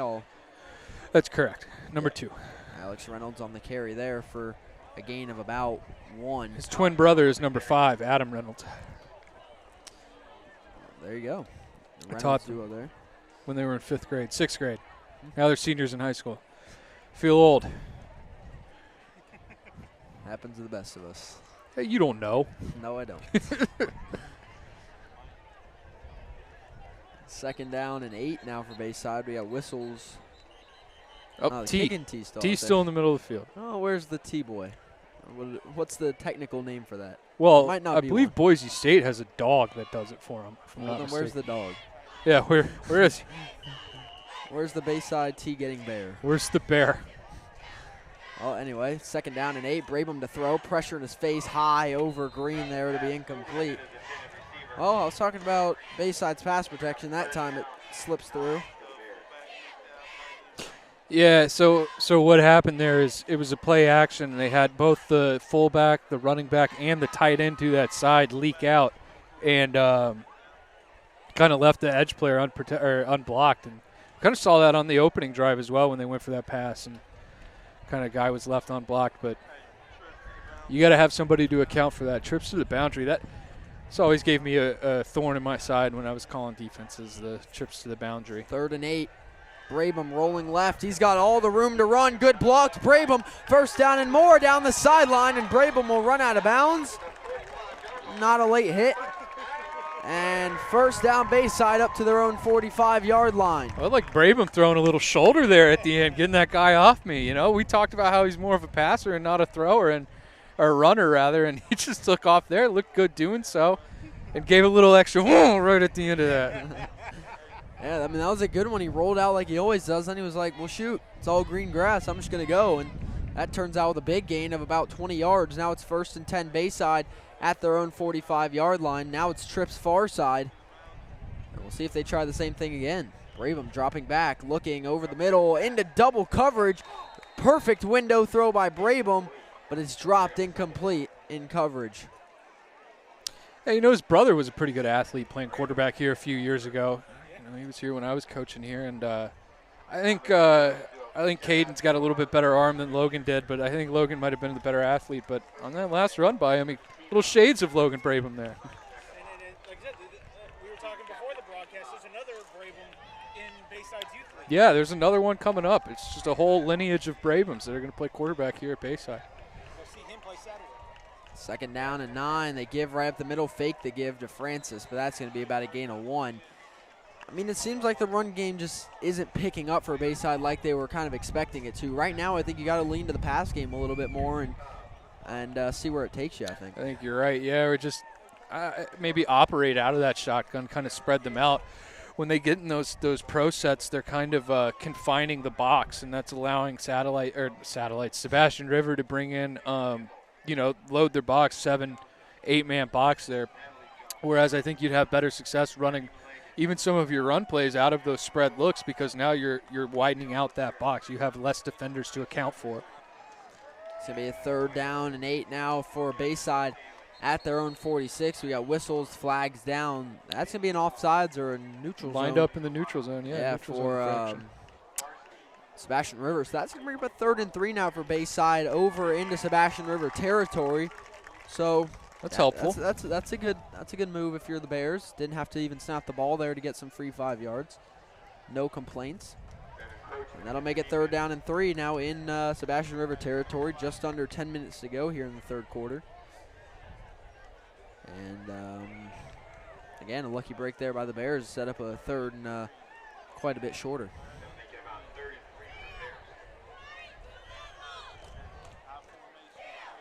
The I formation here, Brabham under center. Looks like a run formation, but he definitely can pass out of it. They do run it up the middle with Francis, and he's just not going to get there. And that's the one thing. I think you stick with a pass there. You can get some short crossers, maybe a screen if you really want to, but the run game just hasn't worked enough for even in a 3rd and short to go to it. I don't hate the call. It just seems like that Francis is like an inch or two off from like breaking one. Like it's almost like he's running into contact. If he would have bounced it a little bit, like taken his angle a little bit wider towards the sidelines, he's running past those guys. But instead, his angle took them right into those 2 defenders, and that's what caused the tackle. He picks up the 1st down if he takes a better angle there. They're going to go for it. 4th down and 3. Still I formation. Brabham under center. 2 receivers near, 1 far. Run again, Francis. And he's going to go down for a loss. Oh, he's still fighting, but he's not going to be able to get to the 1st. And a turnover on downs forced by the Sharks defense. And, well, if at first you don't succeed, you can try again, but they don't succeed again this time. That was the same play they ran on the last play, but that one was diagnosed well by the defensive lineman, got pressure, and stayed on the line of scrimmage. And that's the thing that you teach your defensive linemen. You know, a lot of times they break through the line or they get a good initial pressure. Well, they want to keep working upfield. Well, if he would have kept working upfield, then Larry Francis would have ran right past him. That's good discipline to sit on the line, squat after that initial surge, and let the ball carrier come to you. Good things will happen. And that's a case. We have a player down on the field, by the way. That's why you're seeing the turf right now. But that's the thing. If you're Bayside, you run the I formation, the run. It doesn't work too well. You come back out in it. Maybe you run a play action. Maybe you pass the ball. Maybe you run to the fullback. Just switch it up in a little way to the fact where the defense may be expecting the same thing, but they don't get the same thing instead of just running it right back and getting the same result. Yep. Also, the big breakdown there where it was the fullback hit the guy they were supposed to kick on the play, blocked him, and then let him go. And ultimately, that's the guy who made the tackle. Yeah, and that's the thing. I mean, the fullbacks made a lot of great blocks tonight, Green, but that's a big play, and that's where you got to make, hold him for just a moment there. Not literally hold, but hold the man down there for a minute so Francis can make a move. As the Sebastian Shark is up on the play and making it off. The offensive coordinator for Bayside is Coach Chris Eves there for the question. And then, again, under new head coaches here, Billy Miller again. He's having a solid debut here. I mean, he has a defensive mind. Their defense has held Sebastian River to 7 points, coming from a defensive background. The offense has definitely picked up a little over the course of the game, but you see him turn over on downs there in Sebastian River territory. So they've shown flashes. They've shown to be capable of putting points on the scoreboard. They just haven't capitalized on some of the circumstances they've been given. First down and 10 now for Sebastian River, starting a new drive. Handoff up the middle, immediately brought down by Logan Norris. As our sponsor for this drive will be the Zone 6 and the Zone 6 Reapers. Information at the bottom of your screen. I'll provide some more information here in a moment. Second down and 10, no gain there thanks to Logan Norris making the play. Never too early to start thinking about 77. Yeah, that's a good point. Something we haven't pointed out also is their stud defensive lineman, Brock Eden, is not playing tonight. He's not dressed out. He's got a jersey on, but he is not dressed out. He's got a compression sleeve on his knee, so probably dinged up. Probably see him in the first actual game, but probably smart to keep him out from a preseason game. Now they're going to throw that screen again. Someone bit on it. Good block, but they're going to stop. Bayside adapts well now, and that's a stop on Marcus Greer to not let him get any gain. Well, that was a good spike on the bubble by the corner. We haven't seen that a lot. And, when they may have switched coverages here because what you see in Palms or a cover 2 coverage is you're reading the number 2 receiver. If the number 2 receiver kind of does a little bubble or anything like that, you're taught to spike that, and that's exactly what happened. Kind of slowed up the block a little bit and gave the safety time to diagnose and come run the alley for a short gain. And Greer hobbled off the field there, shaken up, and that's a tough loss if he's out for a while for Sebastian because he's been arguably their most electric receiver tonight. But he's off the field now for third down and 9 for Sebastian River at the stroke of the 50-yard line for third down and 9. As actually they bring back in their first quarterback. Deep throw over the middle, overthrown, diving interception for the Bayside Bears.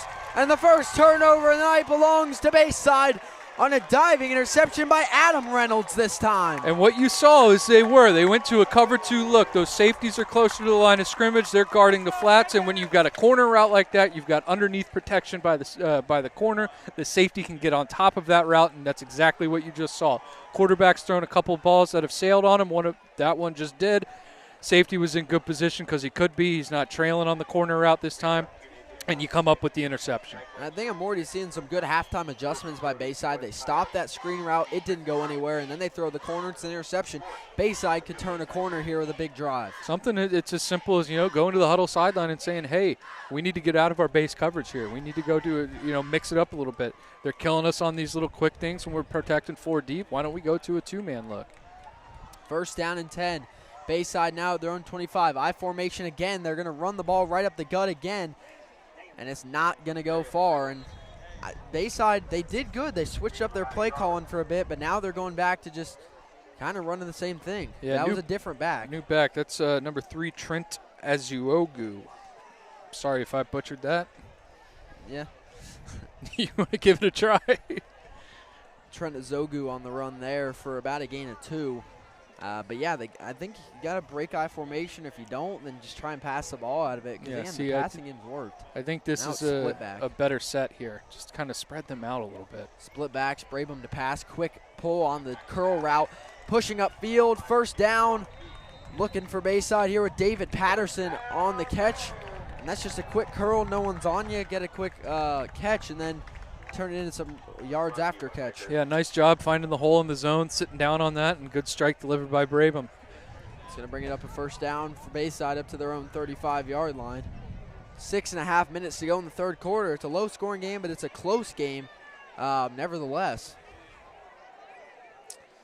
See if Bayside keeps the run. Back to I formation again. And they're going to run it right up the middle. Francis drops the ball. Ball is out, and I believe Sebastian recovered it. No, Nope, Bayside Francis still got has it I was back. going to say I would have seen a little bit more celebration out of the Sharks. Well, it looked like initially that one of the Sebastian River players just fell right on it. Yeah, Francis luckily falls right on it. And now to be second down and 10. Bayside, 11. Bayside will only lose 1 there. I formation again, and the ball comes out. See, I don't know if that was just a bobble or if it was kind of miscommunication. Maybe they wanted to pull it and throw. Maybe I think not. somebody's hand got in there because he Could've broke been the that. line of scrimmage. I think somebody got their mid in there and caused it to come loose. They go back to the split back, 2nd and 11. Brabham to throw. They throw the curl. This side is the outside curl. Great coverage by number 18, Jefferson Charles, as they were looking for Jalen Miranda. Whistles. And I think it's going to be an officials timeout here with 5:46 to go in the third quarter. Sebastian River holding the 7-0 lead. I'll give you the rundown now on Zone 6. The Zone 6 Reapers were founded in 2021 with the vision to create an organization that would give student-athletes off-season conditioning, fundamental skills, and mentoring opportunities leading to success in high school, college, and beyond. With a shared vision from those around the community, Zone 6 was formally incorporated as a nonprofit organization in January of 2021. Zone 6 coaches have mentored young student-athletes from all over Brevard County in various sports. Zone 6 prides itself on providing student-athletes a chance to build lifelong friendships, receive high-level coaching, and experience new opportunities in a fun, safe environment. You can register, or for more information, please visit the website at www.z6reapers.com, or you can visit their social media on Facebook, Instagram, and Twitter, which can be found at Zone 6 Reapers. Shout out to Zone 6. We play some 7-on-7 football in the summer, as we're just coming off 7-on-7 season, but go right back into it once high school ends in about December. Third down and 11 now for Bayside at their own 34-yard line. Split backs once again, 2 receivers far side. They've run this twice this drive, and it's going to be different routes. They run the running back split out wide, pushing it down the sideline, trying to toe tap, and he's going to be out just short of the line to gain. Gain of 6. That'll bring up 4th down and about 5 with 5.5 minutes to go in the third, and the punt team will come back out for Bayside.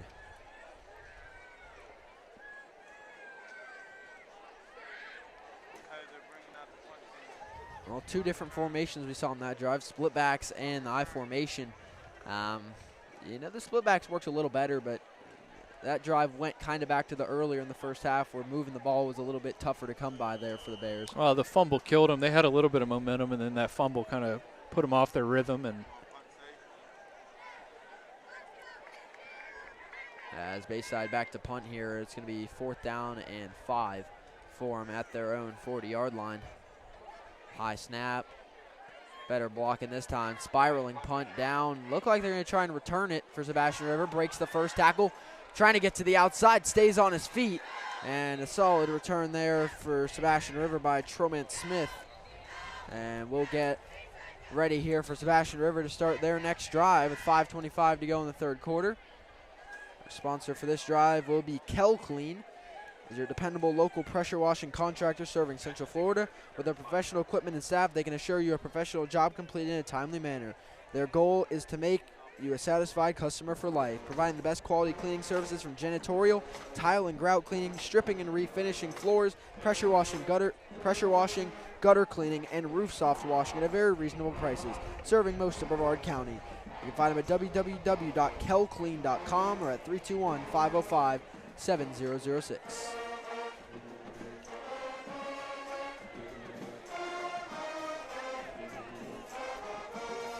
First down and 10 now for Sebastian River. Set up at their own 35-yard line. Bayside's got to make another stop here as we get later on in this game, still with a one-possession game. Bayside's defense has played well. They got the interception on the last drive. They do keep in quarterback Colton McMahon. He played in the first quarter, didn't play in the second, and now he's back for the third as he threw an interception on his opening drive of the second half.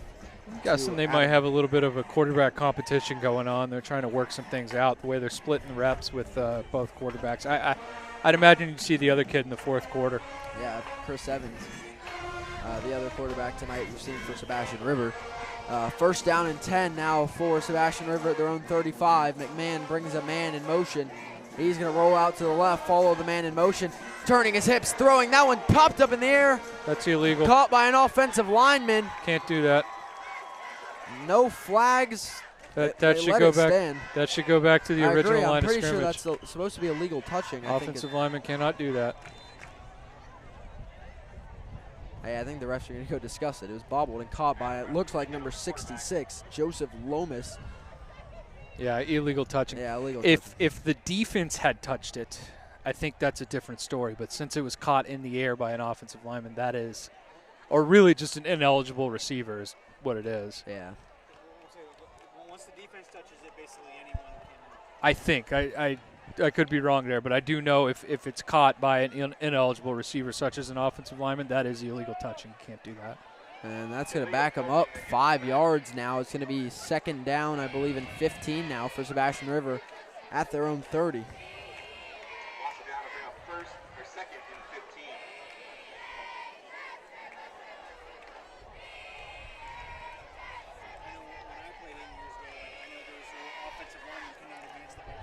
Right. Yeah. No, they can't. Yeah, exactly. An offensive lineman cannot advance.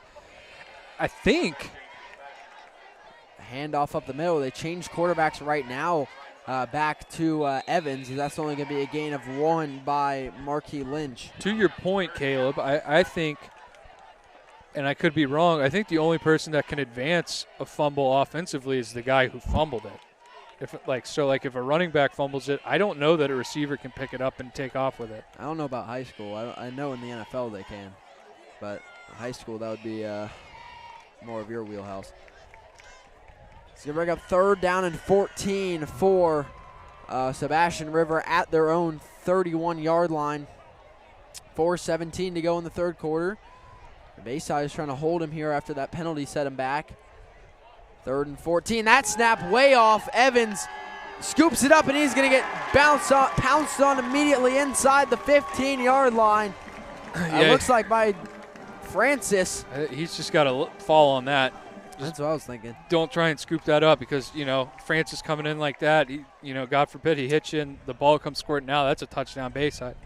I mean, good job of grabbing it and getting up, but, you just got to fall on that one. Now it's going to bring up a 4th down and 30 for Sebastian River. They'll definitely be punting back at their own 15. They got to be cautious of a punt block. Bayside's been close, and this would be devastating if so. And the punt returner set up at the first down marker at around the 45. So Bayside set to, have good field position here to start the drive. High snap coming in. No block, but it's going to be a spiraling kick. It bounced off a Sebastian River player, so it's going to die there. So no bounce even.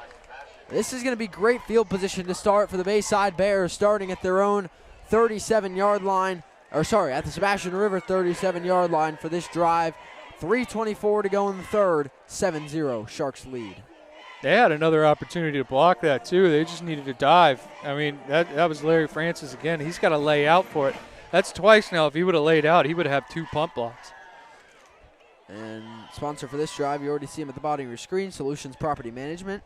Information is down there, and I'll get you more information in just a moment. First down and 10 for Bayside at the Sebastian River 38-yard line. Split backs now. Brabham is under center this time. Turn, give. Francis with a hole. Cutting upfield. Francis. First down and more. Still on his feet. A powerful run by Francis. And that's going to be a gain of about 18. And just like that, first down Bayside as they get a run to break. I told you, eventually he was going to pop one. That was just a quick burst of speed there to get him up to the Sharks 21. First down and 10. run go again. right back to Francis it. breaks a tackle in the backfield. He's going to carry some defenders forward for about a gain of 2.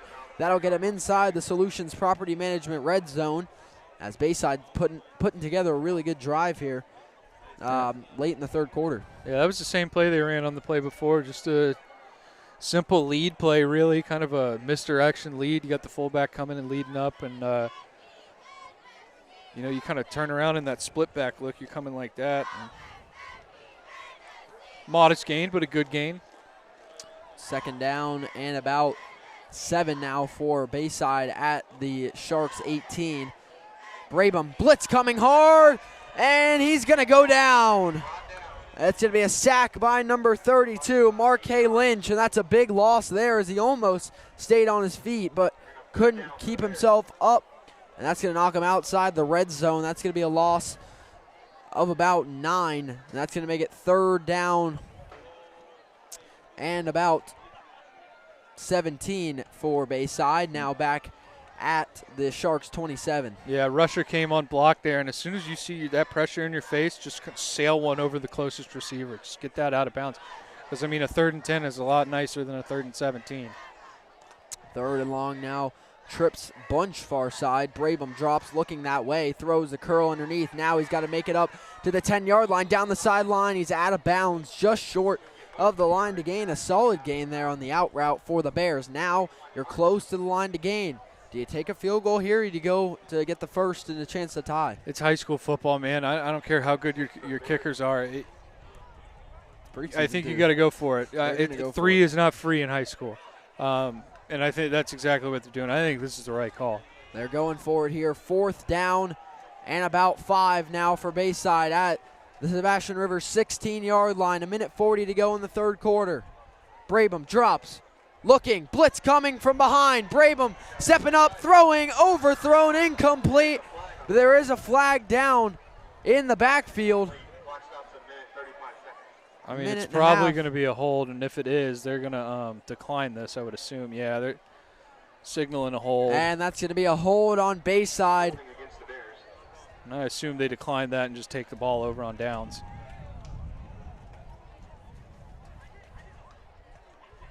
Looks like it's, yeah, there you go.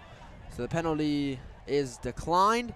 And with that, once again, another great Bayside drive is going to go to waste with no points on the board with 1.5 minutes to go in the third quarter. Sebastian River will take back over. Our sponsor for this drive will be Best Private Investigation. And I'll give you more information on them in a moment. Their information, key information, will be at the bottom of the screen. First down and 10 for Sebastian River at their own 16-yard line. Coaches signal out to the players. In this formation, it looks like they're flapping like eagle wings. And the most times they've seen that is kind of watch that screen. They run the trips. I feel like that's an adjustment they made because I've seen that come out in the second half. Yeah, well, they've brought their corners down significantly, and they're not giving that cushion that they have. Now they're just going to run it to the far side, trying to push forward. Ball comes out. Came out. And Bayside thinks they have it, and they do. Another turnover forced by the Bears defense as it's a fumble recovery, and they'll pick right back up where they left off in great position. First down Bayside with 1:28 to go in the third. Yeah, great job by Bayside's defense there. I mean, you absolutely had to have something big there. Put your offense in a good position, and now your offense just has to go out and capitalize now. They've done some really good things tonight, but they have not finished. Now is the time you got to finish. Confined field, you've put some big plays in the last couple drives, but you couldn't get it into the end zone. Now is the time. You got to get it in there. Yeah, this is going to be perfect field position for Bayside, ending the third, starting the fourth. This is something they have got to score off of. And I would say you got to score a touchdown as well. Still a player down in the play for Sebastian River. Now I'll get the chance to talk to you about Best Private Investigations.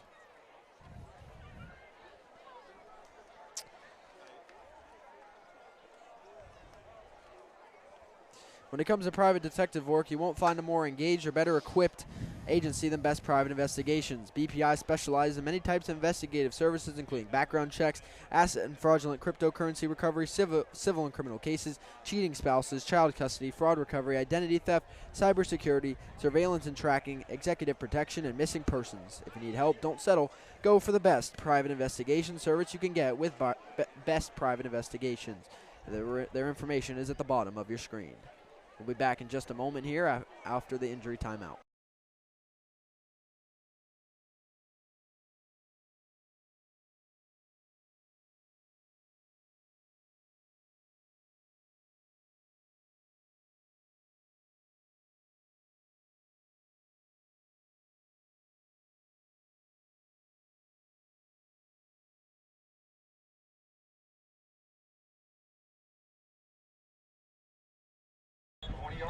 Welcome back, everybody. Bayside kicking it off, 1st and 10 at the Sebastian River 21, knocking on the door of what will be the Best Private Investigations red zone. A minute and a half to go here in the third quarter. Bayside with a massive opportunity with their second turnover of the night and in the second half alone. Yep, just got to capitalize here.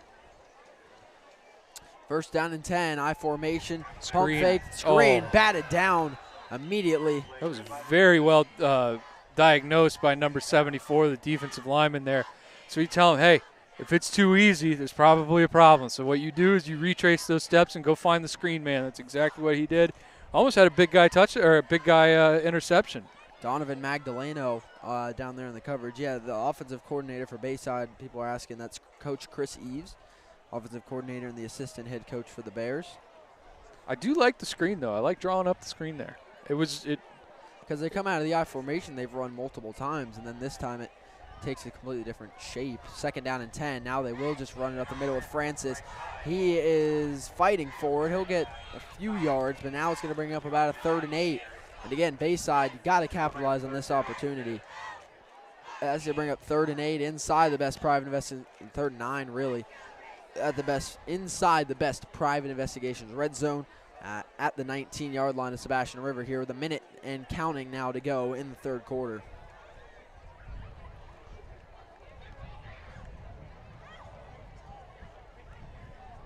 You know what I'd do? I'd go right back to that middle screen. I definitely think they have to pass the ball here. You gotta go to the air. 3rd down and 9. Brabham throwing, blitz coming off the edge. They have it, man, turning it upfield, looking for the line to gain. And he's going to get there. 1st down and goal, Bayside, inside the 10-yard line on that out route to, I believe it was Noah Green. Noah Green's done it a little bit all tonight. He's blocked his tail off. He's caught a few passes, picked up some yards. Got to love to see that out of the fullback. Yeah, 1st down and goal, Bayside now at the Sebastian River 8. Under 30 seconds to go in the third quarter, and they have a huge opportunity here to tie this game up. Whistles. Timeout, Sebastian River with 20 seconds to go in the third quarter. Sebastian's going to take a timeout.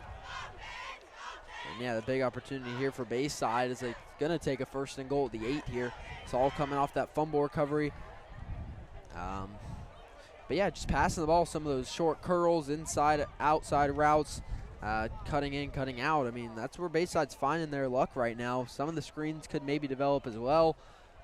Maybe they go to the run here to start. I mean, you do have 1st and goal at the end. I've been saying going away from the run, but you can still go to it. I mean, they've had a few runs start to break bigger, so now you have 1st and goal. This is where you can kind of introduce the run and see where it takes you. I think a good idea might be running one of those misdirection plays we've seen when they were kind of backed up. I think now's the right time to hit them with that. You've been running steady lead, steady power, things like that. Maybe hit them with a little counter action or that end around that they like to run.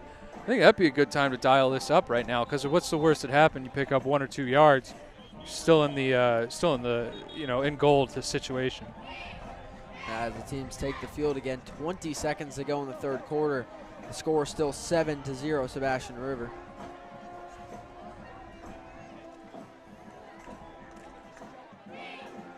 As they get set here, I formation again for Bayside.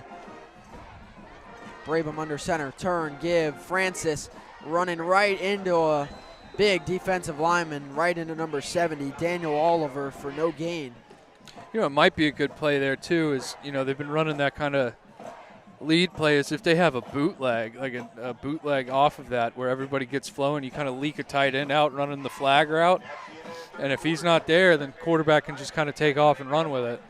And that'll do it for our third quarter here from Bayside. Low-scoring game as we head to the fourth quarter. Sebastian River leads Bayside 7-0, with Bayside knocking on the doorstep with 2nd and goal to come to start the fourth quarter.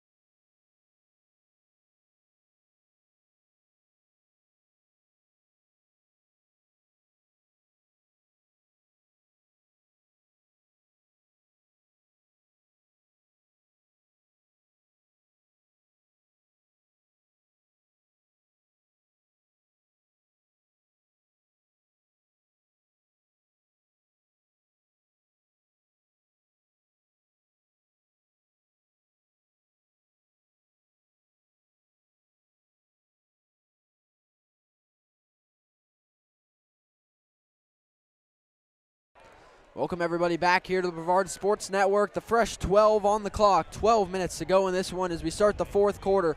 Bayside with 2nd and goal at the 7-yard line to come here as they trail 7-0 to Sebastian River.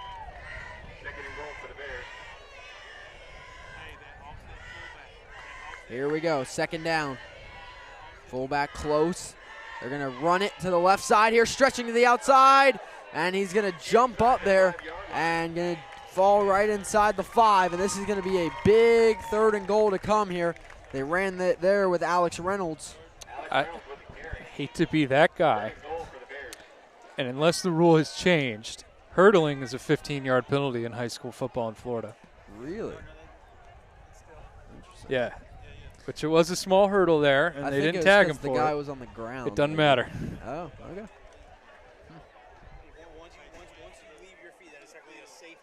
Yeah. Well, got away with one there. Yeah.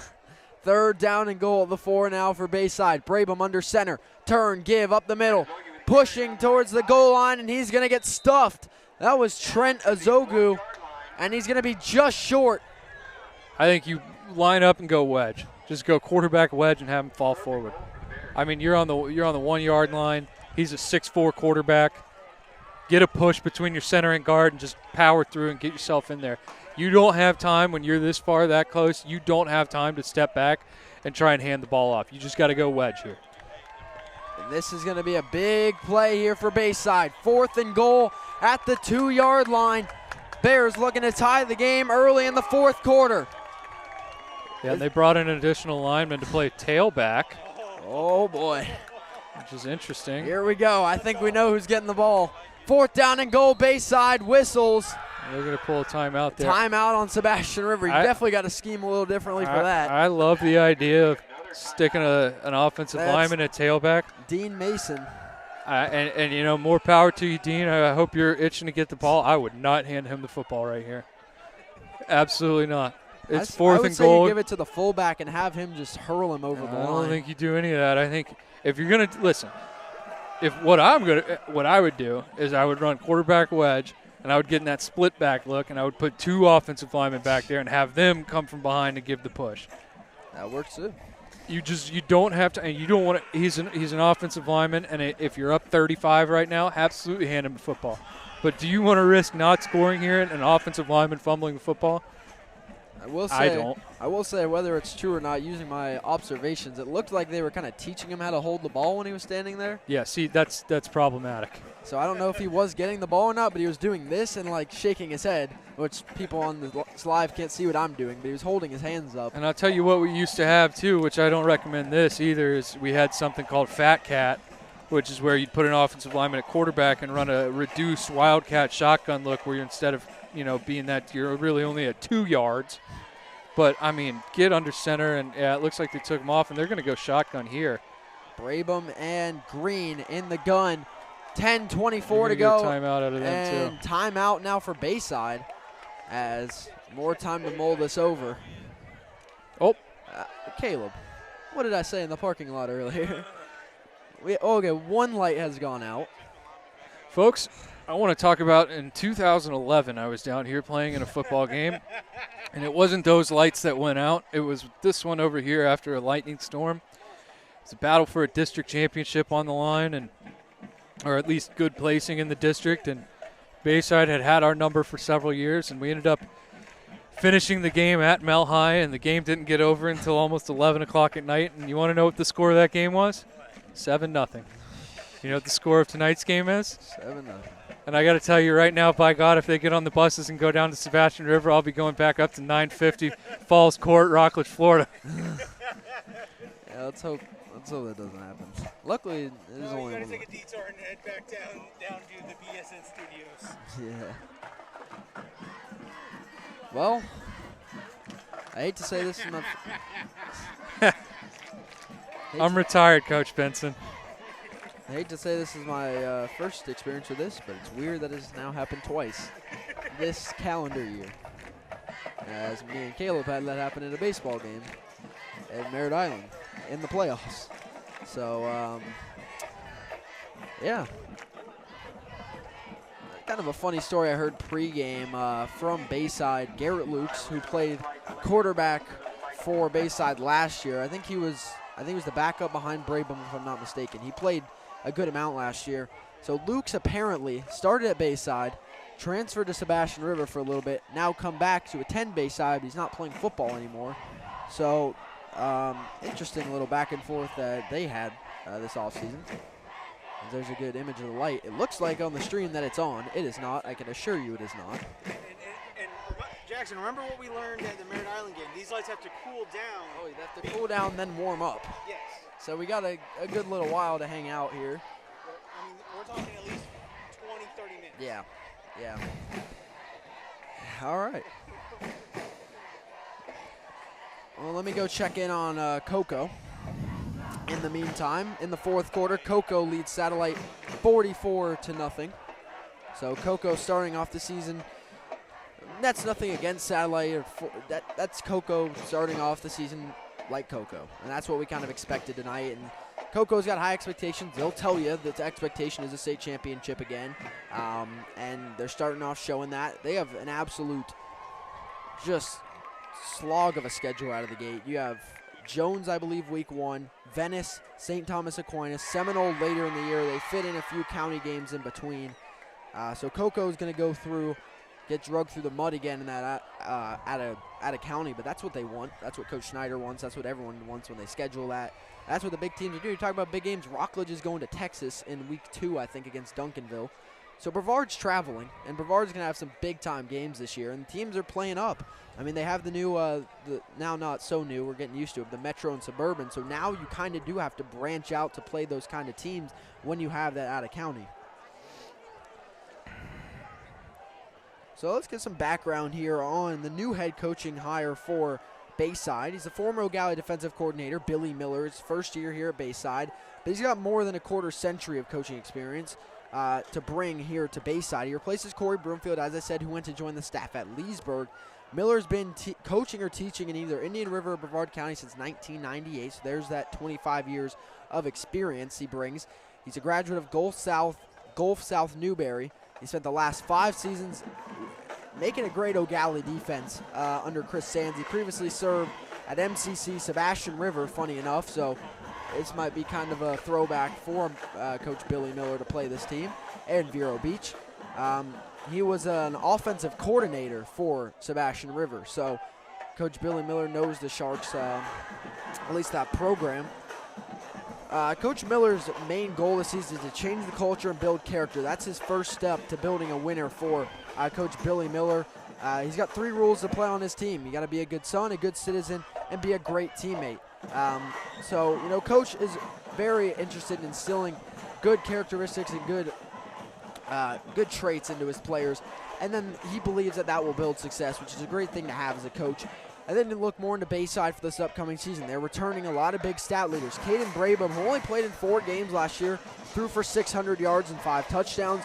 As we mentioned earlier, not playing in tonight's game, but Brock Eden returns off 53 tackles, 21 tackle for losses, 7 sacks.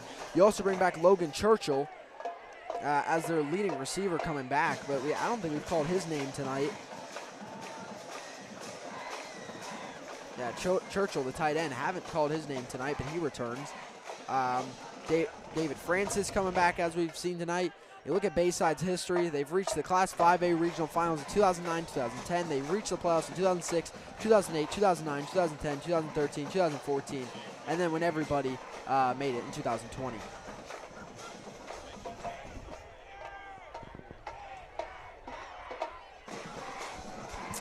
And then the overall playoff record all time for Bayside is 5-7. So just a quick rundown there while we have some time, give you some background on the Bayside Bears and then what's to come this season. I would say their biggest loss is Coach Corey Broomfield. They lost wide receiver Michael Parks going to Iowa State this year. That was a big player they had last year. In the transfer, they lost Isaiah Cordero, who was just a great athlete and wide receiver for Bayside. And with the lights going out for Bayside and Sebastian River, this could kind of be like a second halftime where you can kind of make some last-minute adjustments with a good 10.5 minutes still to play with a game as close as it is. Especially with Bayside, it reminds me of the baseball game we did because that was like bottom of the 10th inning or whatever, game on the line. And now it's a 4th and goal coming up. So now you got extra time to mull that over, both sides, defensively and offensively, to figure out what you want to do. So in a way, it comes at a good time. Thanks some of our sponsors here while I have a second. I'd like to thank Black Rock Engineering and Technology. Black Rock Engineering and Technology's team of cybersecurity, software, network engineers, and strategic leaders are direct. They do not shy away from providing you with what they think will work best for your organization. BlackRock is a certified service-disabled, veteran-owned small business as well as a minority-owned business. BlackRock will collaborate with you. They will challenge traditional norms in order to orient an organization to a mindset of forward thinking in order to seize their vision quickly, without the fluff and without wasted time. BlackRock offers clear direction, complete with comprehensive solutions as your trusted advisor.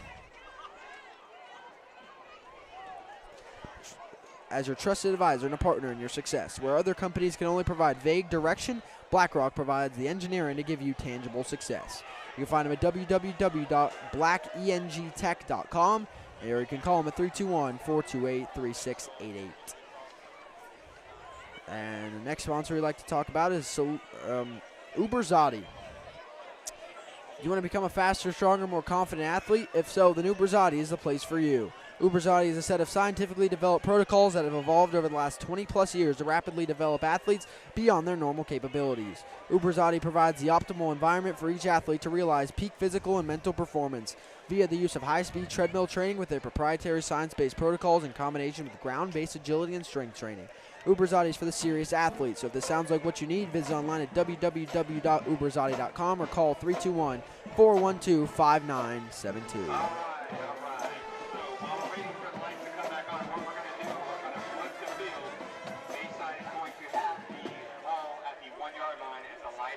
Okay, so the light's not coming back on yet, but we are getting back to play.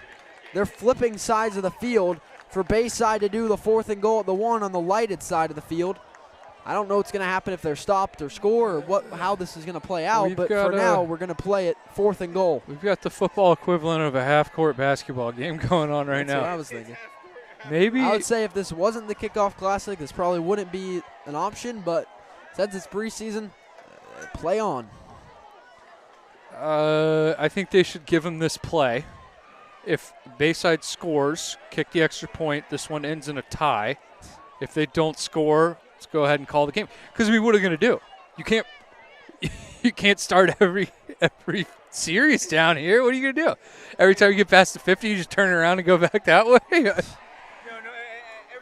Down and back. You got to start at the goal line, go to the 50 and back, 100 yards, kick off that way. Yeah, you got to stop and turn around and run right back through everybody. Say you kick it off, right? They score, they kick it off, it goes that way. All right. Sebastian River puts a drive going. They get to don't know, 35? Or are they just going to turn him around and put him on the 35 over here? What are they going to do? Got to turn him around and play it back. If you have the long pass, you have to pull a Bo Jackson turn around. Yeah. All right, well, one way or another, this could be for the game. I don't know, but what I do know, it's a big 4th and goal for the Bayside Bears at the Sebastian River 1. Brabham and Green in the backfield. 10:24 to go, but the light is out. We play on. 4th and goal, Bayside, down by 7. In trips, but Sebastian River is completely selling out in the middle of the line of scrimmage there. They are not, I don't know, phased, I guess would be the term, by the trips look here. They are expecting an inside give. Bayside in the shotgun. We'll see what they dial up here. 4th down and goal at the 1. 4th down. Here comes the Bears. Brabham is going to pass. Rolling out right. Blitz coming. Throw. Fading. Caught. Oh, my gosh. Touchdown Bayside on 4th and goal. Perfect throw. Toe drag catch for the score. What a pitch and catch there. Holy cow, what a play. And it's hauled in by Larry Francis for the touchdown. And that's an incredible play by Francis. Toe dragging corner of the end zone.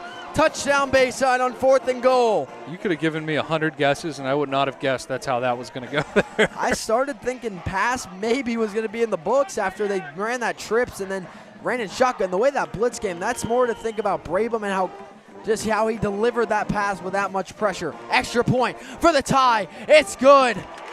7-7, 9.5 minutes to go. Now what? I don't know. I couldn't tell you, but I'll tell you that was electric. That was awesome. That's a confident, that's a big boy throw right there.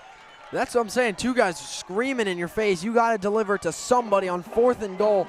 Brabham doesn't show any bit of pressure and delivers a dime to the corner for Francis to haul in. For David Francis, Larry Francis, whatever you want to call him, it's a big play and a big touchdown. Oh, I have no idea. No idea what's going to happen here. Sebastian River's lining up like they want to receive it back down there. What if they return this kick for a touchdown? Are they going to stop them there and stop the play, freeze, everybody get back and set on the other side of the field so we can continue it on? How is this going to work? See, I don't know. I understand it's probably a safety hazard, but how dark is it over there? Because he's still got a good 3 lights kicking. It's darker than what you'd think, but I mean, I guess. Maybe they'll force him to throw to the near side every time. You can't go over there. It's a penalty. Who knows? Now, here's my next question. If they're just going to play through this, then what was the point of moving them down there? I have no idea. Well, they're going to kick it off.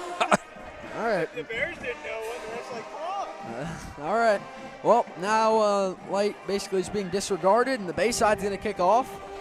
And, well, one way or another, despite the circumstance, we do have a great game right now. Tie game 7-7, 9 minutes to go. Sebastian River looking to get the ball back. And haven't seen them score since the first half. So we'll see if they can capture that magic again and take the lead right back. I am baffled as to how they're going to continue this. But, boy, am I intrigued. Yeah. Sure to be interesting. Kickoff going to come from Caden Fritzen.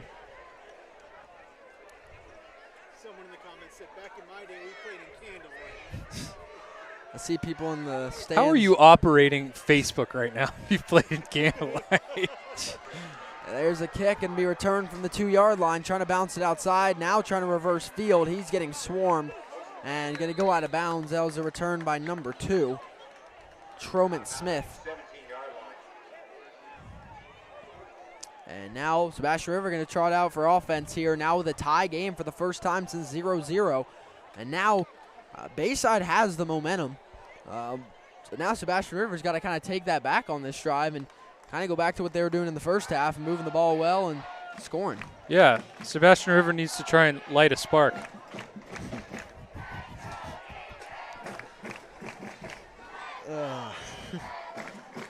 Let's see, Mr. Anthony Knockreiner tuning in. I don't know if that means the Cocoa game has concluded, but possibly. First down and 10 now for Sebastian River at their own 18-yard line. as they're going to run it up the middle. Not going to go anywhere for Marque Lynch. Yeah, ran into a wall of defenders. It certainly wasn't a light box. No. Oh my. Don't worry, guys. I got them all night.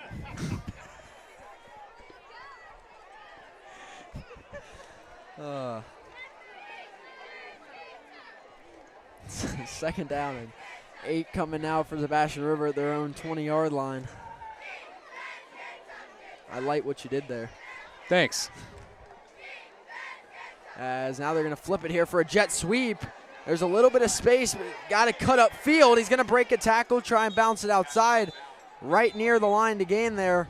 It's once again Tromant Smith. Well-timed blitz. He came in screaming, and he took a bad angle. He got upfield like we saw, or what we didn't see earlier, but, had the discipline earlier on the screen to not get upfield, but he got a little too far upfield. When you have a sweep or a pop pass like that, you've got to go to where that guy's going, because by the time you get home on that blitz, you're not going to be there. He's not going to be there anymore. So you almost got to lead him. Now my question is, in Kickoff Classic, is there overtime or would this just be a tie? I don't know. It's all gone out the window. Yeah. We're flirting with wackiness.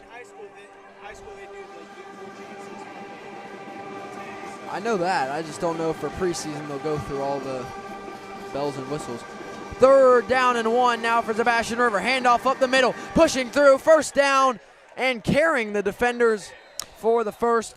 That is Jonathan Tumblin. I'm surprised we haven't seen more of him tonight. Well, they got away with a false start there, too. The other running back kind of flinched a little bit, put his hand on the ground, and then actually picked it up, which is a penalty in its own right. But I guess they got away with the hurdling over there, so, got to keep it fair. First down and 10 for Sebastian River at their own 35-yard line now, moving the ball well, under 8 minutes to go now. Split backs again, turn, give, right up the gut. That one hits a brick wall and goes nowhere for Michael Howard on the carry. That's going to bring up 2nd and 10 at the same spot for the Sharks.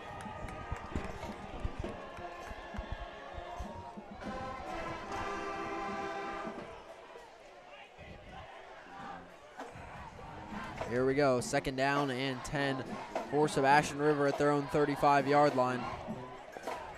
Back there at quarterback is Chris Evans. And they did bring him in the 4th quarter. They brought him in midway through the 3rd even. Well, and then the other kid came back in, so I don't know. Handoff, trying to bounce it outside, cutting back up the middle, room to run, breaking free. Big run up into Bayside territory by number 32, Marque Lynch. And the Sharks are moving the ball. And it looked like they were going to try and go with that little inside reverse that they ran earlier and kind of just missed the handoff. Miss Rebecca, the only other score tonight, or the only other game tonight in Brevard County was Cocoa and Satellite, which is up on Brevard Sports Network's page already, or if it's still going, it's live. So that is our only other score to report. First down and 10, Sebastian River from the Bayside 40-yard line now. Final score of that game, Cocoa 51, Satellite 0. So Cocoa kicks off this season with a win. Oh, the lights have started turning back on. Somebody had an idea. Hand off, back cutting up the middle, short gain.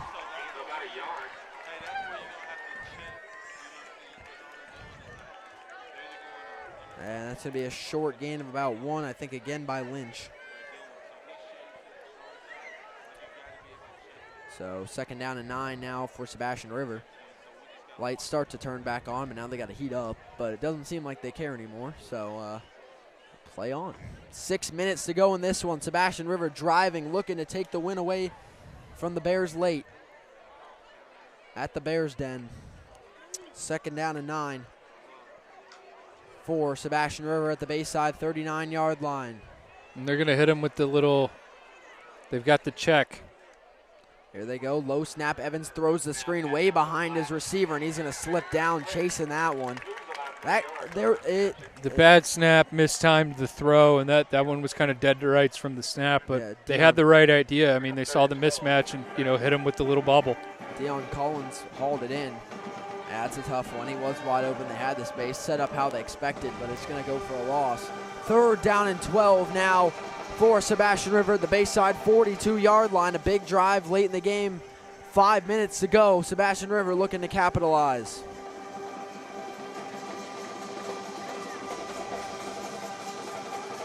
And that's a big play defensively for Bayside. I mean, they had a little bit of rhythm going, Sebastian River did, and now it kind of halts real quick with that errant throw. Yeah. 3rd down and 12. Evans dropping back. Blitz coming, rolling out left, pocket collapsing, throwing, intercepted by Bayside. The ball stripped back out, taken another time, down the sidelines. Bayside, nobody in front. Are you kidding me? Pick 6, Bayside, or a fumble recovery. There's a flag down, so I think this one's going to come back. You're going to get offsetting penalties. That is a terrible, terrible call if it's roughing the passer. Oh, roughing the passer. Well, you're going to get a hold or something over here. You got a flag already. I'm not discrediting the fact the quarterback got absolutely drilled. I mean, he got tattooed when he let go of that ball. But where that tackle was made and where the defender was when he let go of the football, there was nothing he could do. His momentum was already engaged in the tackle. That cannot be called. We'll have to see what happens here because that was an absolute whirlwind of a play. Well, we got something over there and we got something right here. They threw that towards the sideline, so I don't know. It could be a sideline infraction. That intercepted. The ball was ripped out by Sebastian River into a different Bears hand. That was Logan Norris who took it to the house. I didn't get to see who initially picked it because it was immediately ripped away before I could. I think it was Reynolds. Which one? 5. Is that Adam? Reynolds. Adam. That would be a second one of the night. Second pick of the night. I don't know how that goes down in the book. Picked, stripped, picked, taken. It would still go down as a pick. He intercepted the football. Yep. And then it would go down for a fumble recovery for 27. The guy, the kid who returned it. I don't know. Logan Norris. Logan Norris. And I just missed the call on the penalty here. They're marching it back this way. Well, Bayside's offense looks like they're getting ready to go out there, so I'm assuming that the play is going to stand. Not a touchdown for sure. But not a touchdown.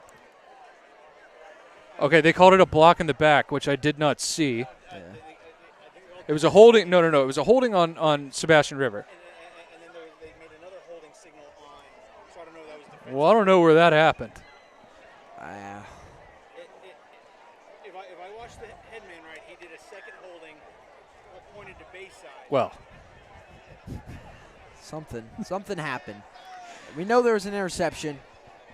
There was, to be fair, there was nobody really blocking when he was streaking down the field. Well, because it got ripped out, and I don't know if anyone knew who had it. And then he was just running.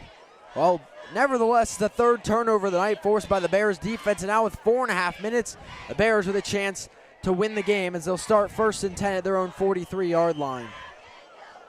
As we're going to have an officials timeout. Yeah. 4.5 minutes. This game has been turned crazy after it was fairly sane for the first 3 quarters. The light's fully back on for whoever's keeping track of that still.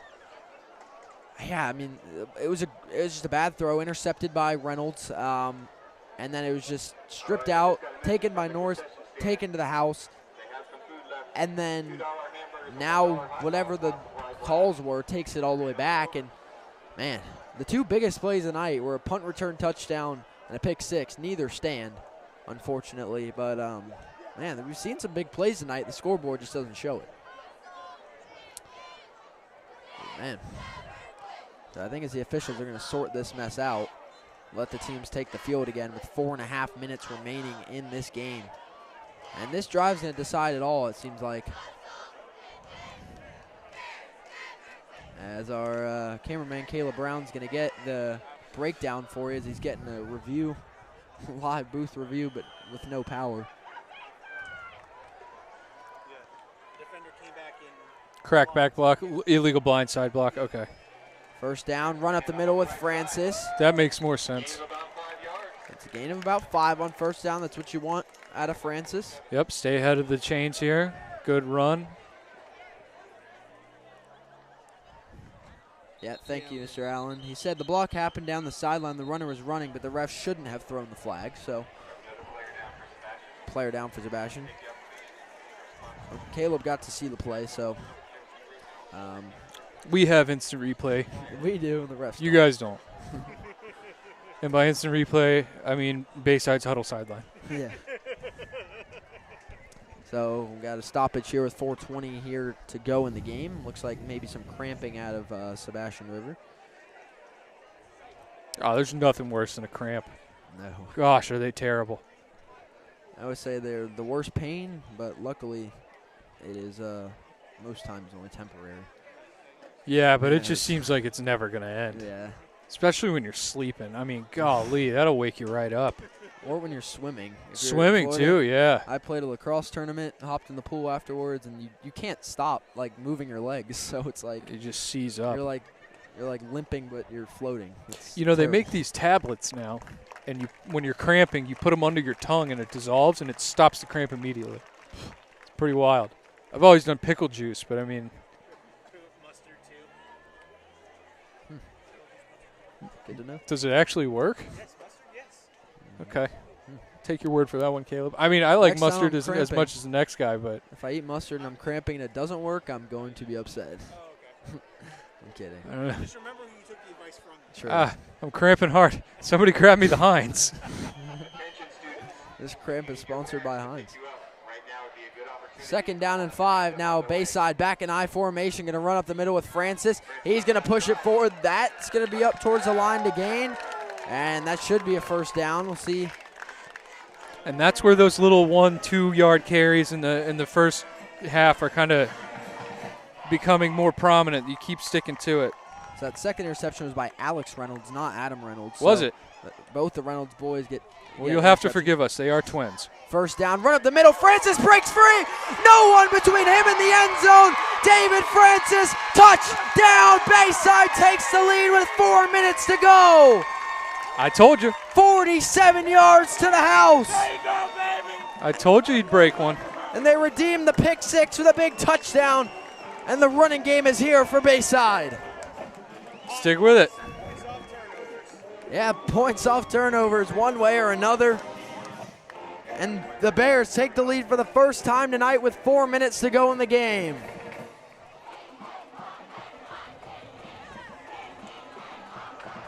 And that just goes back to just chipping away, just sticking at it. I know they had success passing the ball, and we clamored for it.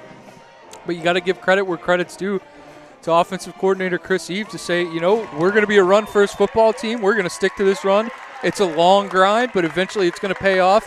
And the last 2 drives, they've had excellent explosive running plays. None better than that one. And Bayside takes a 14-7 lead with 4 minutes to go in the game. Now 2 touchdowns on the night for Francis. And starting off his junior season in a big way. And now Bayside's going to have to hold him one more time here, most likely, to hold on to this win. Sebastian River hasn't been able to move the ball well in the second half. So, I mean, Bayside has made some great halftime adjustments and to kind of adjust to the passing that Sebastian River was bringing in the first half, and now that's kind of dissipated into 3 turnovers, 2 of those being interceptions.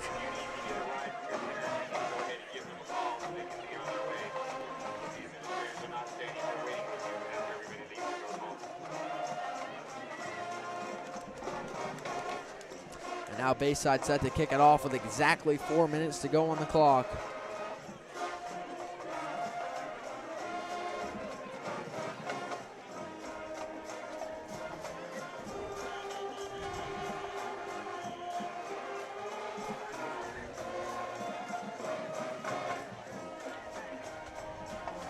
So here we go.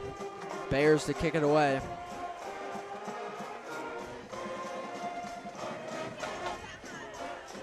And they're getting ready. Lining them up. The kickoff is going to be handled once again by Caden Fritzen.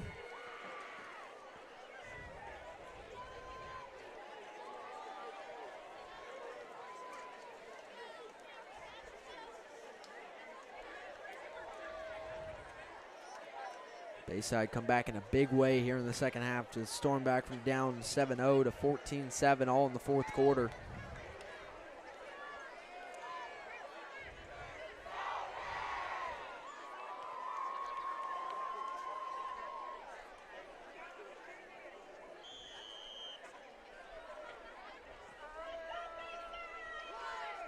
As here comes a kickoff by Fritzen. And that one. You get offsides on the kickoff team. So that's going to back up this kick. Back to their own 35. So now. I imagine they were going to kick this one deep. Yeah. Now, I mean, we're looking maybe for an easier shot to return for Sebastian River. They did have a punt return touchdown that did get called back earlier. They got some fast returners back there. I'm still looking for number 3, Marcus Greer, who went down earlier in this game after having that big punt return. So Greer would be one, number 3, you wouldn't want to kick it to if he's back out there or not. Again, he was shaken up earlier. No, he's right there. All right, so he is back in the game. That's one to look out for Sebastian River. Again, 4 minutes to go as they sort this out. Bayside will kick off from their own 35-yard line.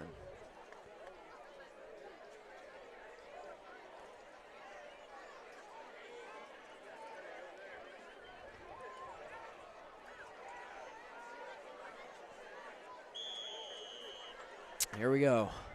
Fritzen to kick off for the Bayside Bears. There's the kick, a good one, end over end. And it will be returned by Sebastian River. Number 7 receives it, looking for a hole, cutting upfield, bouncing outside. Here goes Sebastian River, the kicker to beat, and he's going to slow him down and bring him down. Caden Fritzen saves a big one, but Dion Collins sets up Sebastian River with a big opportunity here to start this drive with 3:47 to go in the game. Yeah, that was excellent return there. I mean, not much more you can say about it. Dion Collins makes the big return for Sebastian River, but the hero on that one's the kicker, Caden Fritzen, making sure that we're not talking about a touchdown right now, but now it's up to the defense. 1st and 10 Sebastian River, already at the Bayside 45-yard line. They got to go 45 yards to tie the game in 3 minutes, 47 seconds. They go back to the signal caller, Colton McMahon, from earlier on. One back, 1st and 10. McMahon gives the jet sweep, touch pass, got to bounce it outside, cutting upfield, pushing towards the line to gain was Michael Howard on a good carry there and a little bit of a jet touch pass there for Sebastian River. No edge integrity by Bayside's defense there. That got to absolutely collapse and gave the ball carrier a pretty good running lane on the sweep. The gain of about 8. 2nd down and 2 coming for the Sharks. Sponsored this drive is Solutions Property Management. 2nd down and 2. Split backs now with McMahon. Clock ticking towards 3 minutes to go. McMahon turns, gives up the middle to Lynch. Bouncing outside, cutting up. Lynch still fighting. That's a good carry and a 1st down near the 20 for Sebastian River. I'm telling you, Sebastian River's backs are big, and they can make some guys miss just by running through them. And it's almost an inverse effect. I think Sebastian River may need to run the ball a little more to start these drives and then go to the pass because, honestly, the running plays are working right now. They have several running backs, too. I think they have 4 or 5, maybe even 6 ball carriers. They've have consistently carried the ran with Howard, Tumblin, and Lynch. Those are their big 3, but they've definitely run with more. They give to Lynch this time, right to the left side of the line. It's going to be a solid gain there, as now inside the Solutions Property Management red zone is the Sharks. That's going to be 2nd down and 5 now with 2.5 minutes to go. Oh, boy. Football season's back, guys. This is great. 2nd down and 5. Sebastian River at the Bayside 14, more like 2nd and 4. They're looking to get to the 10 to get that 1st and goal to go. Here we go, 2nd and 4. Toss again on the touch pass. Howard bouncing outside, dragging a defender, and I think that's going to give them 1st and goal. It is, and we're under 2 minutes now. 1st down and goal for Michael Howard. Under 2 minutes to go. Game-tying drive set up right now for Sebastian River. 1st and goal to go at the Bears 10. It's a long goal to go, but this is how far they scored from last time. Way back in quarter number 2. A lot has happened since then. But the goal is still to score the touchdown to tie the game. 1st down and goal. Still split backs with McMahon. He hasn't had to pass yet this drive. They're going to run it right up the middle. It's a solid gain on first. It's going to bring up second and goal from looking like the 7-yard line. I think they're content running the football here. With the way that they've gotten to where they're at, I think they're absolutely content because it's going to do one of two things. They're picking up the yardage that they needed, and also it's keeping that clock turning. So should they score and Bayside gets the ball back, they're not going to have a lot of clock to work with. And, in the first half, the passing game would be where they would really want to be going right now, but Bayside's adjusted well, but now that's left the running game to kind of be the go-to. Split backs again, second and goal for Sebastian River. McMahon turns, gives, tumbling, up the middle, inside the 5-yard line for third and goal. This is 4-down territory, so it's now going to be third and goal at the 4-yard line. Under a minute to go, 45 seconds and counting. They're really letting this time go. They're saying if we're going to score here, that's going to be it for regulation. Yeah, Tumlin's shaking up there too. That's not good for him. Especially in this situation where, you want your big bruiser to get the ball. That's who got their touchdown earlier on, and Tumblin still down on the play. Clock stops, 42 seconds to go. Bayside with a 14-7 lead.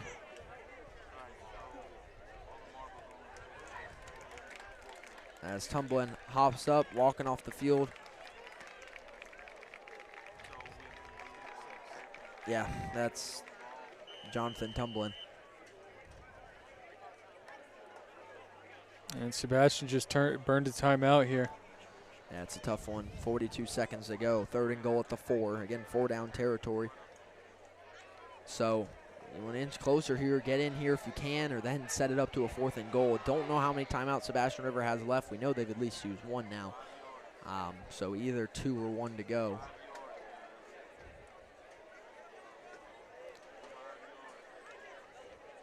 This is going to be a big one here for Sebastian River.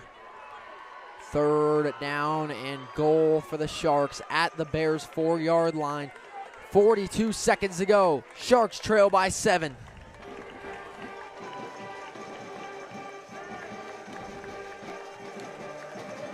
Big time drive here for both teams. It may be preseason, but it doesn't feel like preseason. They're in a Wildcat look here. Wildcat with number 3. That's Marcus Greer. This is a common Wildcat formation, too. They've got 3 up Ball back. on the ground. Greer going backwards. That's a huge loss. A loss of 8 yards, and now it's 4th and goal at the 12 for Sebastian River.